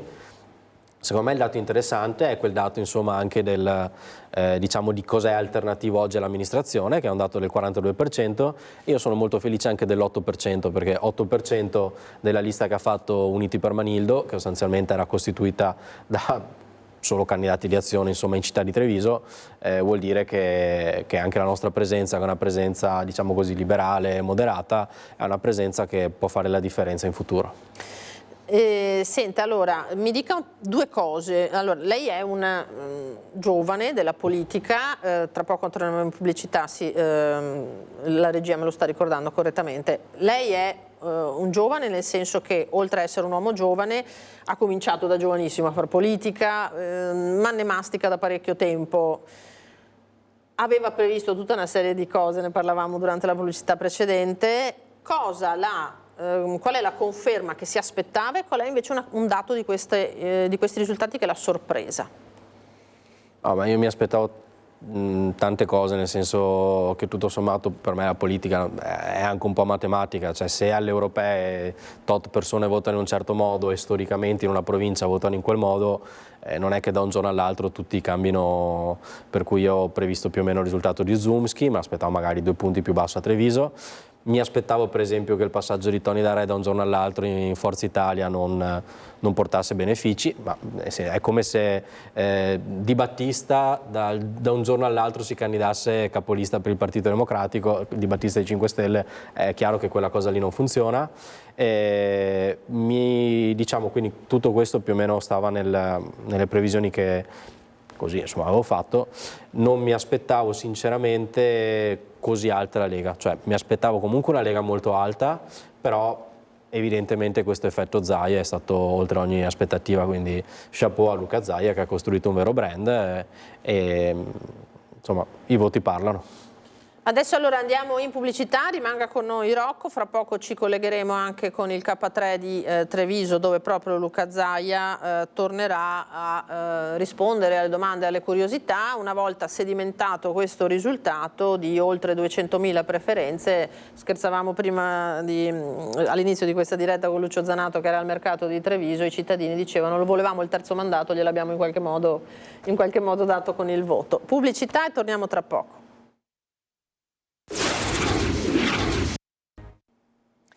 Di nuovo in diretta prosegue la nostra edizione straordinaria, iniziata alle 9 di questa mattina, perché non solo ci sono i nomi dei consiglieri regionali con qualche aggiustamento, perché è bene ricordarlo che rispetto a quello che era l'elenco prospettato questa mattina c'è stata una modifica, uno scambio, chiamiamolo così, tra Verona e Treviso, con Treviso che guadagna una consigliera delle civiche venete, Rossella Cendron, e Verona invece che guadagna per la Lega Filippo Rigo. Sono dei calcoli matematici, Nicolò Rocco, molto complessi questi qui dei consiglieri regionali. Vediamo naturalmente persone che sono entrate in consiglio con una valanga di preferenze, altre con qualcosina di meno, ma è anche questa la democrazia necessariamente, no? Certo, sì, esistono chiaramente anche delle liste che sono più piccole, quindi dove il voto di preferenza è meno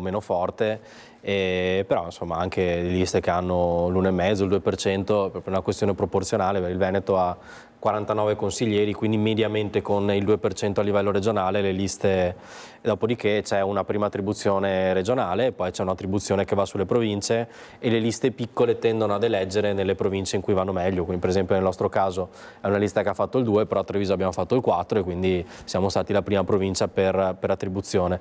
Nel caso invece della Rossella Cendron credo sia un tema di coalizione, nel senso che in questa provincia la presenza di Zumski probabilmente ha portato via un po' di voti al centrodestra, quindi storicamente il centrodestra, che è molto forte a Treviso, questa volta a Treviso complessivamente non ha fatto il suo miglior risultato, ma ha fatto il suo miglior risultato a Verona, quindi ha eletto più consiglieri complessivamente a Verona e quindi c'era meno spazio per i partiti piccoli a Verona e quindi è scattato Treviso. Però al di là di questo, cioè, penso che sia bello per il fatto che sia presente Rossella Cendron, quindi io al di là di tutto insomma non commento le elezioni degli altri, però per Rossella Cendron sono molto felice. Allora, prima di tornare sul fenomeno Chumsky, perché in provincia di Treviso ci sono stati, lo ricordo, dei comuni, soprattutto nell'area del Coneglianese, Chumsky ex sindaco di Santa Lucia, medico di base, paladino dei malati anche durante il Covid, eccetera, eccetera, dove appunto Chumsky ha avuto il secondo risultato addirittura superando Giovanni Manillo e tutto il centro-sinistra. Prima di questo chiederei cortesemente alla regia se ci può mostrare la schermata dei consiglieri di Venezia, perché su Venezia il Movimento 5 Stelle fa di fatto l'unico eletto, che è Flavio Baldan, appunto 5 Stelle della provincia di Venezia. Abbiamo avuto spesso e volentieri ospite Baldan nelle nostre trasmissioni. Che lettura diamo dei 5 Stelle in questa fase, in questo territorio? Abbiamo visto nelle elezioni naturalmente in Campania e Puglia un diverso peso, in questo caso abbastanza minimale. Ma anche qui è un dato assolutamente storico, cioè nel senso, quando dico la politica è tendenzialmente matematica, poi possono esserci delle cose che variano, però i 5 Stelle hanno sempre fatto il 9% alle europee nel 2019 se non sbaglio, e poi alle regionali avevano fatto il 3, quindi loro tendono a dimezzare o ridurre di un terzo i loro voti. Avevano fatto il 4,8 alle europee, hanno dimezzato i loro voti, hanno fatto, se non sbaglio, il 2,20, però tendenzialmente sono andati, come diciamo prima, ad eleggere nella provincia che vanno meglio. Quindi in provincia di Venezia hanno fatto i primi sindaci, i primi consiglieri comunali, storicamente in provincia di Venezia hanno sempre avuto una rappresentanza e questa cosa pesa, e quindi hanno eletto in provincia di Venezia. Certo, mi pare di capire che comunque la proposta 5 Stelle in Veneto sia una proposta che magari non fa più fatica ad attecchire, però devo dire che è anche un movimento che dà il reddito di cittadinanza a livello nazionale in Veneto si è un po' più caratterizzato magari per i temi ambientali, per i temi della legalità, quindi anche loro secondo me hanno trovato la loro chiave di lettura che gli permette di avere una rappresentanza che non può essere quella della Campania, però che anche in Veneto permette loro di avere una rappresentanza. Allora, andiamo a sentire invece subito le dichiarazioni che ieri ha fatto al nostro Nicola Marcato Riccardo Szumski dal suo studio a Santa Lucia di Piave, da cui tutto è partito, ci ha raccontato il suo progetto politico e poi questo exploit naturalmente che, come detto, ha portato in Consiglio regionale lui e anche un consigliere. Felice, contento, se l'aspettava? Beh, insomma, che sono felice sicuramente, non solo per me, ma per la mia famiglia e per tutti quelli che mi hanno collaborato, i volontari che hanno perso notti, lavori e quant'altro. E che me l'aspettassi qualcosa sentivo nell'aria, perché andando a incontrare la gente, facendo riunioni popolari, insomma, c'era un entusiasmo, c'era un qualcosa che bolliva sotto che mi diceva forse che c'era un consenso. Poi in queste dimensioni, ecco, dire che ero sicuro assolutamente no. Che fosse un buon risultato sì, che superavamo il 3% ne ero quasi sicuro. Lei ha detto che è stata un'impresa, perché? Perché noi prima ci siamo costruiti così da soli, abbiamo battuto il Veneto prima di decidere di partire, poi siamo partiti, abbiamo raccolto le firme, che non è stata una cosa così scontata, che non so quanti faranno in futuro, tenendo conto appunto che non avevamo struttura organizzativa. Raccolte le firme e anche la corsa in mezzo alla popolazione per incontrarla, per spiegare, non avendo risorse da spendere in maniera importante per la pubblicità, per insomma certi occupare spazi di altro genere e anche con una certa limitatezza di presenze insomma, da qualche parte su qualche stampa, però insomma il risultato è un'impresa, insomma, credo che è una giornata storica. Quanto può pesare il suo popolo deluso, volontari, cittadini, insoddisfatti sul risultato finale? Può davvero trasformare il movimento in una forza stabile in regione? Ma se saremo coerenti con quello che abbiamo predicato, quello che è stato il mio passato, perché tutto sommato anche la mia coerenza sia da sindaco che da medico ho visto che è stato un valore apprezzato. Dovremo continuare su questa strada, ci organizzeremo, vedremo, poi ci sono i difetti di crescita nel tempo, ma chiaro che non verremo meno a quello che è stato l'imprimatur che ci hanno dato i cittadini, cioè rappresentare veramente le istanze del popolo, e d'altronde l'astensionismo dimostra che i partiti tradizionali non interpretano più quello che pensa la gente. Ora che lei è stato eletto consigliere regionale, quali delle sue proposte, sanità, autonomia, Guardia Civile veneta, ha maggiori probabilità di essere ascoltata o realizzata?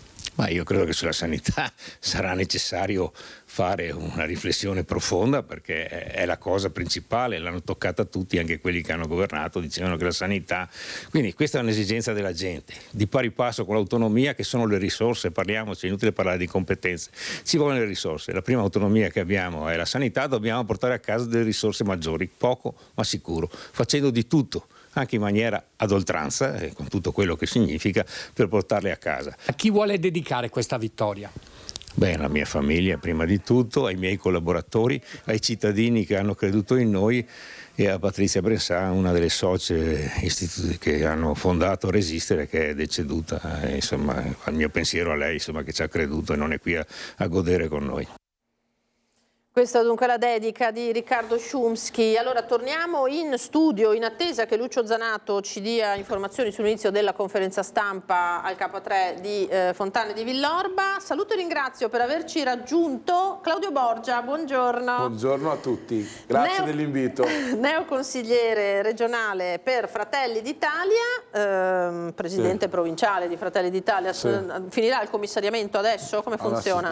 Guardi, non so, oggi è difficile rispondere a tutte queste richieste, domande, però insomma, ecco. Una cosa alla volta. Una cosa alla volta, intanto sì. Allora, subito un commento a caldo Certo. di questa elezione, è soddisfatto? Cioè, da una parte c'è naturalmente il suo risultato che è, Lusinghiero diceva mentre ascoltavamo Szumski, il secondo uomo più votato in provincia di Treviso dopo Luca Zaia. No, il primo. Il primo dopo Luca Zaia, perché Sì, naturalmente il secondo più votato in generale. Sì. E però è anche vero che Fratelli d'Italia ha fatto un risultato che forse poteva essere migliore. Cosa ci dice? Guardi, sicuramente sì, è inutile che ci nascondiamo, ci aspettavamo un risultato migliore in termini di percentuali e quindi di consenso.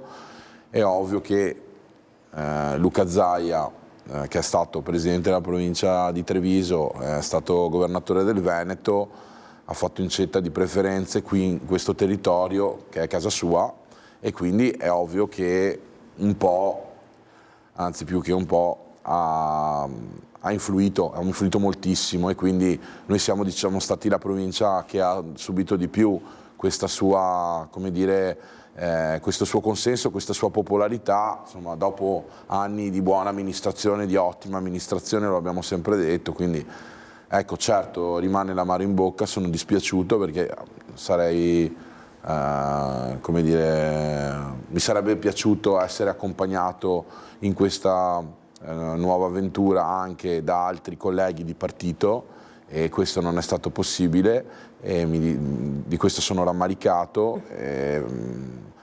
Devo dire che sono anche molto, dall'altra parte, anche sono molto contento del risultato personale, e ci tenevo a ringraziare tutti i montebellunesi perché insomma mi hanno dato una dimostrazione di affetto straordinaria, perché ho preso quasi 1600 preferenze a casa mia, che è insomma dove ho fatto l'amministratore locale, 10 anni ho dedicato tutto me stesso, e quindi ci tenevo a ringraziare loro e a dedicare questa vittoria proprio a tutti i montebellunesi che mi vogliono bene, che insomma io in campagna elettorale chiudevo tutte i miei comizi dicendo: se avete un amico o un'amica di Montebelluna vi chiedo di chiamarli e di chiedere loro chi sono, cosa ho fatto per la mia città, e quindi insomma credo che questo passaparola da parte della mia città, dai miei cittadini, insomma, sia arrivato, e quindi il risultato è un risultato pieno, soddisfacente. Certo, Fratelli d'Italia poteva e doveva avere un risultato migliore, responsabilità di tutti, ovvio, e quindi però insomma Zaia è della provincia di Treviso, questo non possiamo non dirlo. Insomma, Però è un risultato un po' generale a livello regionale, sì, no? sì, che poteva essere differente. Allora, certo. È sufficiente l'effetto Zaia a spiegare questo? Insomma, cosa ha preso? 200.000 preferenze? Quante ne ha prese?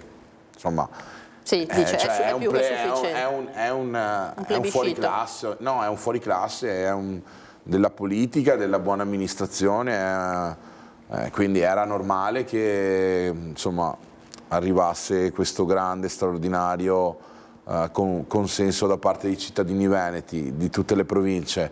È ovvio che se lui non fosse stato in campo probabilmente i risultati sarebbero stati diversi, saremmo qui a commentare altro, però politica si fa con i dati, con i risultati, e quindi oggi bisogna insomma far presente questo, ecco. Però io, come dire, continuerò a lavorare sempre nell'interesse dei cittadini, nell'interesse del mio partito, io che sono cresciuto tra le file di Alleanza Nazionale e che quindi quella fiamma la porto con me fin da quando sono ragazzino. Cercherò di essere l'alfiere dei valori della destra sociale anche in Consiglio regionale del Veneto, e lo farò senza avere timore reverenziale nei confronti di nessuno, ma, come dire, rappresentando al meglio tutti i cittadini della Marca. Questo è, come dire, il mio auspicio e soprattutto la mia voglia, insomma, di entrare e essere determinante anche nelle scelte che contano, nelle scelte future del nostro territorio.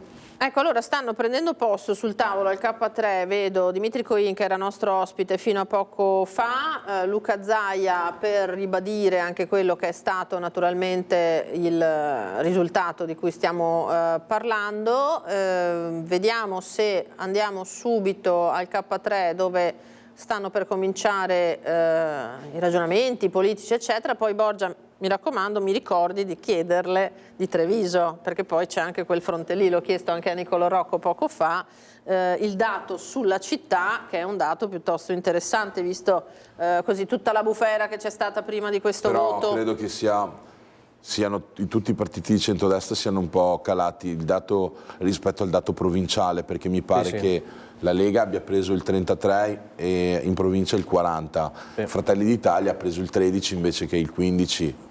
Quindi lei non vede grosse differenze? No, perché nel capoluogo anche alle europee, le ultime europee, Fratelli d'Italia ha preso il 26. Il 26 e il PD era il primo partito e la Lega era dietro, quindi cioè, il capoluogo ha altre dinamiche che non sono legate talvolta all'amministrazione, ma sono legate a questioni politiche, no? Di scelte politiche generali, e quindi io posso dire di essere contento perché anche lì ho preso, mi pare, 760 preferenze, sono montebellunese, che non sono poche, certo. Quindi insomma penso che sì. Andiamo a sentire il K3, poi ne riparliamo di questo. Sentiamo. Che comunque mette in confronto uomini della stessa squadra. Il giorno dopo si ritorna a lavorare tutti assieme, chi è eletto avrà l'onere di rappresentare i cittadini all'interno del Consiglio regionale e chi non è riuscito a raccogliere i voti sufficienti per farsi eleggere avrà comunque l'onere di rappresentare il partito e di rafforzare la sua posizione come riferimento territoriale per conto della Lega. Il risultato che abbiamo ottenuto in provincia di Treviso è un risultato assolutamente importante. Noi eravamo convinti di poter far bene nella nostra provincia perché abbiamo comunque una storia politica significativa, abbiamo uomini che hanno rappresentato la Lega in maniera determinante, importante e che sono stati da traino sempre per questa provincia e direi anche per tutta la Lega, e il risultato è arrivato. Gli eletti, da quello che vedo insomma in queste ore per la provincia di Treviso sono 4. Fino a questa notte erano 5, ma con ripartizioni sono 4 e sono appunto Luca Zaia che è qui accanto a me, Riccardo Barbisan, Sonia Brescacin e Paola Roma. Poi abbiamo il presidente della provincia Stefano Marcon che probabilmente poi con le scelte di giunta immagino che rientri, e successivamente di seguito abbiamo Alberto Villanova, Roberto Bett, Valeria Salvati e Maria Bortoletto, ai quali va tutto il nostro ringraziamento. Un risultato assolutamente importante, con una capacità di raccogliere preferenze per i nostri candidati che è stata alta anche in questa situazione, e che, come dicevo prima, ha portato gli elettori a restituirci quella fiducia che nelle tornate precedenti c'era stata tolta alle politiche piuttosto che alle europee. Il risultato non era paragonabile certo a quello che abbiamo ottenuto, e non solo siamo il primo partito appunto in provincia di Treviso, dove la provincia di Treviso ritorna a essere la provincia più alta nel consenso di tutto il Veneto, è anche la provincia che ha comunque il sindaco della città capoluogo, che è Mario Conte, che saluto qui davanti a me nelle file della Lega, e che è anche la provincia che ha anche il presidente della provincia stessa, dell'ente provincia,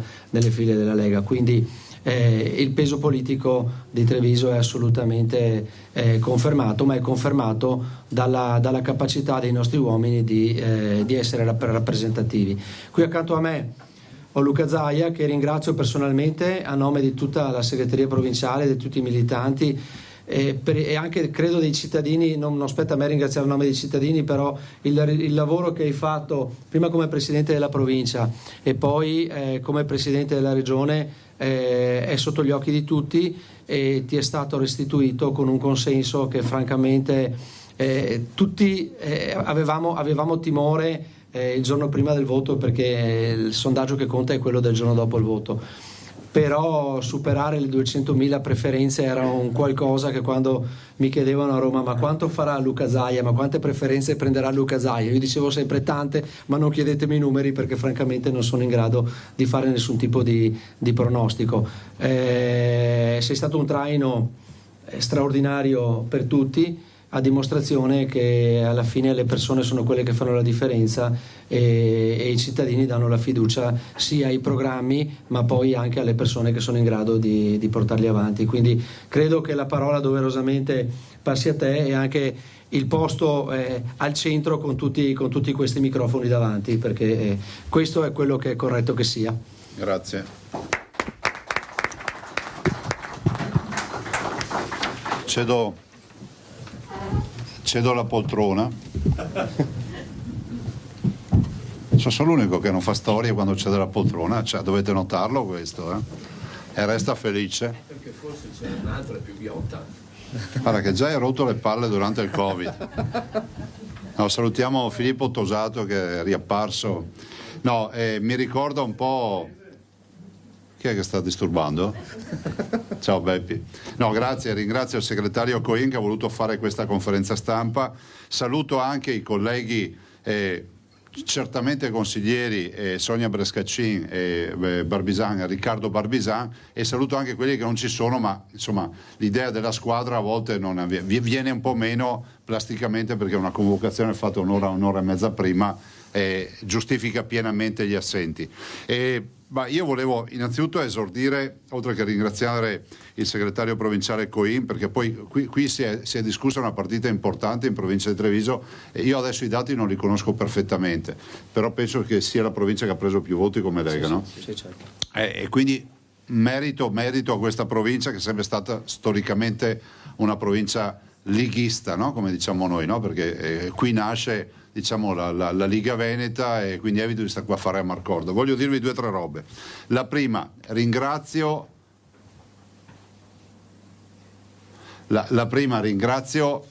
tutti quelli che hanno lavorato, perché se è vero che se monti un brocco se monti un asino invece di un puro sangue, la gara la perdi, ve lo dice un esperto di cavalli, però è altrettanto vero che qualcuno deve far parte del team, no? C'è il fantino, ma poi c'è chi si occupa del cavallo, insomma c'è tutta la roba, quindi un lavoro fatto di squadra alla grande. Ringrazio tutti i militanti. Noi abbiamo un mantra come militanti: militante sempre pronto dall'alba al tramonto. Questo deve essere un monito per tutti quelli che pensano che noi siamo innocui, perché quando, diciamo, veniamo solleticati nel nostro intimo e nel nostro orgoglio, poi viene fuori l'orgoglio del militante sempre pronto dall'alba al tramonto. 2, ringrazio tutti i sostenitori. Abbiamo migliaia di sostenitori.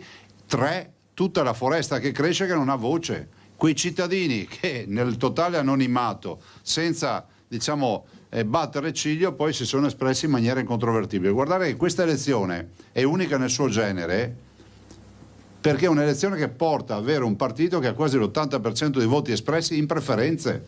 Di solito era 20 di preferenze e 80 di voto libero. Quindi vuol dire che è stata fatta una campagna veramente ad personam, no? Siamo andati casa per casa, quindi ringrazio tutti i candidati, tutti quelli che hanno corso. Per me non è stato facile, perché prima ho deciso di fare una campagna leggera, e allora la mia candidatura nasce non da una mia volontà. Io ero convinto che, finita questa esperienza, fosse anche giusto e corretto fare un passo a lato, e indietro non si va mai, sempre a lato, però perdonatemi qualche battuta. Però mi è stato chiesto poi di poter mettermi a disposizione. Sono stato sconsigliatissimo da molti amici, esperti di politica, geopolitica, vai a schiantarti, vai qua, vai là, ma c'era Trafalgar che diceva che quando Napoleone scendeva in campo è come arrivassero 100.000 uomini in più, per dire che comunque quando sei chiamato devi andare. E ho cercato di fare una campagna senza fare comizi classici, altre robe, non ho contattato pubbliche amministrazioni per farmi dare una mano, e proprio per lasciare il territorio libero. Ovvio che poi ho utilizzato, diciamo, come si può dire, una forma di comunicazione alternativa, perché è stata per me anche sperimentale, arriverà anche l'ultimo video, è in lavorazione, sarà molto bello, ed è stata comunque l'occasione per fare anche un po' di come si può dire, di informazione civica, perché ci siamo subito resi conto della necessità di informare su come si vota. Infatti quei video, se guardate, che qualcuno distrattamente può dire ma i social sono per i giovani. Non è vero, perché quei video hanno girato tantissimo e soprattutto nei WhatsApp, e quindi hanno permesso a molti di dire guarda qua, vedi qua, anche se simpaticamente erano come si vota. Però al di là di questo, grazie a tutti quelli che ci hanno scelto, che ci hanno votato, penso che comunque abbiamo dato un grande esempio di cosa significa una squadra, perché è una squadra, ma anche da questa elezione ne escono dei concetti secondo me importanti. Un concetto fondamentale è quello che non è bestemmiare in chiesa, parlare di Nord, parlare di autonomia, parlare di identità, parlare di tutti quei concetti che sono tipici e fondanti, sono i nostri pilastri, no? La penna perché fa rumore. Ah, perdonami, sì, ti ha fatto ben dirmi. E quindi penso che sia stato un bel segnale, perché comunque si va nella direzione di dire che siamo davanti a una Lega viva, di una Lega che è fortemente rappresentata dai territori. Ringrazio anch'io i sindaci, i consiglieri comunali, tutti i nostri amministratori, e quindi c'è una rete, c'è un network importante che ancora ci premia, come del resto ci ha premiato nelle ultime amministrative, perché la memoria, diciamo, è corta, ma noi ci ricordiamo che anche nelle ultime amministrative abbiamo fatto bei risultati nei nostri comuni. E quindi adesso si va avanti a sostenere Alberto Stefani. Quando Alberto mi chiese di correre, gli ho detto subito di sì. Ho visto, e lo ringrazio, gli ho detto Zaia deve restare 30 anni con me, finisce di diventare una coppia di fatto, non è proprio il caso, 30 anni sono troppi, però insomma Alberto ha davanti molti anni, molte possibilità, molte opportunità, penso che farà bene, e mi permetto di dire con un po' di modestia che penso di aver portato il mio contributo per dargli, come si può dire, più tranquillità, definiamola così, no? Più stabilità, diciamo un percorso più agevole, perché poi l'amministrazione è come un'azienda, no? Cioè tu hai il consigliere di amministrazione, l'assemblea dei soci, e avere quella ventina di consiglieri su 30 di maggioranza, ma su 25 di voto utile per far passare i provvedimenti, è già qualcosa di straordinario. Ringrazio i compagni di viaggio. Noi non facciamo le campagne contro qualcuno, l'ho già detto anche Alberto, noi non facciamo le campagne contro qualcuno, abbiamo subito tanti attacchi non dalla maggioranza ma da fuori, però io ho condiviso questa idea gandhiana di fare la campagna, che è stata sempre la mia cifra anche nelle mie campagne, e quindi abbiamo un bel progetto con i nostri compagni di viaggio, non li viviamo come avversari, ma per noi la campagna elettorale è finita ieri sera con la chiusura, anzi avrei dovuto dire venerdì con la scedenza elettorale, ma insomma è finita, e quindi adesso abbiamo un bel progetto per governare ancora la regione, con un mantra anche qui, no? Con un faro, che è quello che l'attore protagonista non deve essere la politica, ma deve essere il cittadino. Vi ricordo, e chiudo con una frase che disse Rousseau nel contratto sociale, che diceva che il popolo ti delega a rappresentarlo, ma quando non lo rappresenti più ti toglie la delega, e questo deve essere sempre, come si vede, il monito che noi, fra virgolette, politici, amministrazioni dobbiamo avere. Il popolo ti delega a rappresentarlo, se non lo rappresenti più ti toglie la delega. Questa elezione conferma che il popolo ci conferma la delega. Grazie.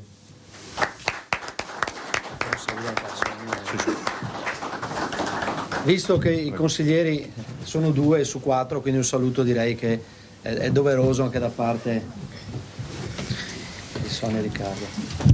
Grazie, e anche da parte mia è una bella soddisfazione per il movimento a cui appartengo da tantissimo tempo, per il percorso amministrativo e che ho potuto fare in tutti questi anni, prima in comune, poi in regione con il presidente Zaia. Chiaramente sono contenta perché la provincia di Treviso è una provincia che si conferma con un consenso altissimo e questo fa piacere anche a livello personale, perché è un po' un riconoscimento sicuramente del lavoro fatto in questi 10 anni di serietà, di competenze giorno per giorno a fianco dei cittadini. Ringrazio per questo il presidente Stefani che mi ha dato l'opportunità. Allora siamo su Sonia Brescacin che insieme a Riccardo Barbisan abbiamo visto affiancare al K3 Luca Zaia e il segretario Coin per quanto riguarda il voto della Lega in provincia di Treviso. Torneremo tra poco a riparlarne. Abbiamo il nostro Claudio Borgia, neoconsigliere regionale, qui in studio con noi. Ci fermiamo e ritorniamo con la prima edizione. A tra poco.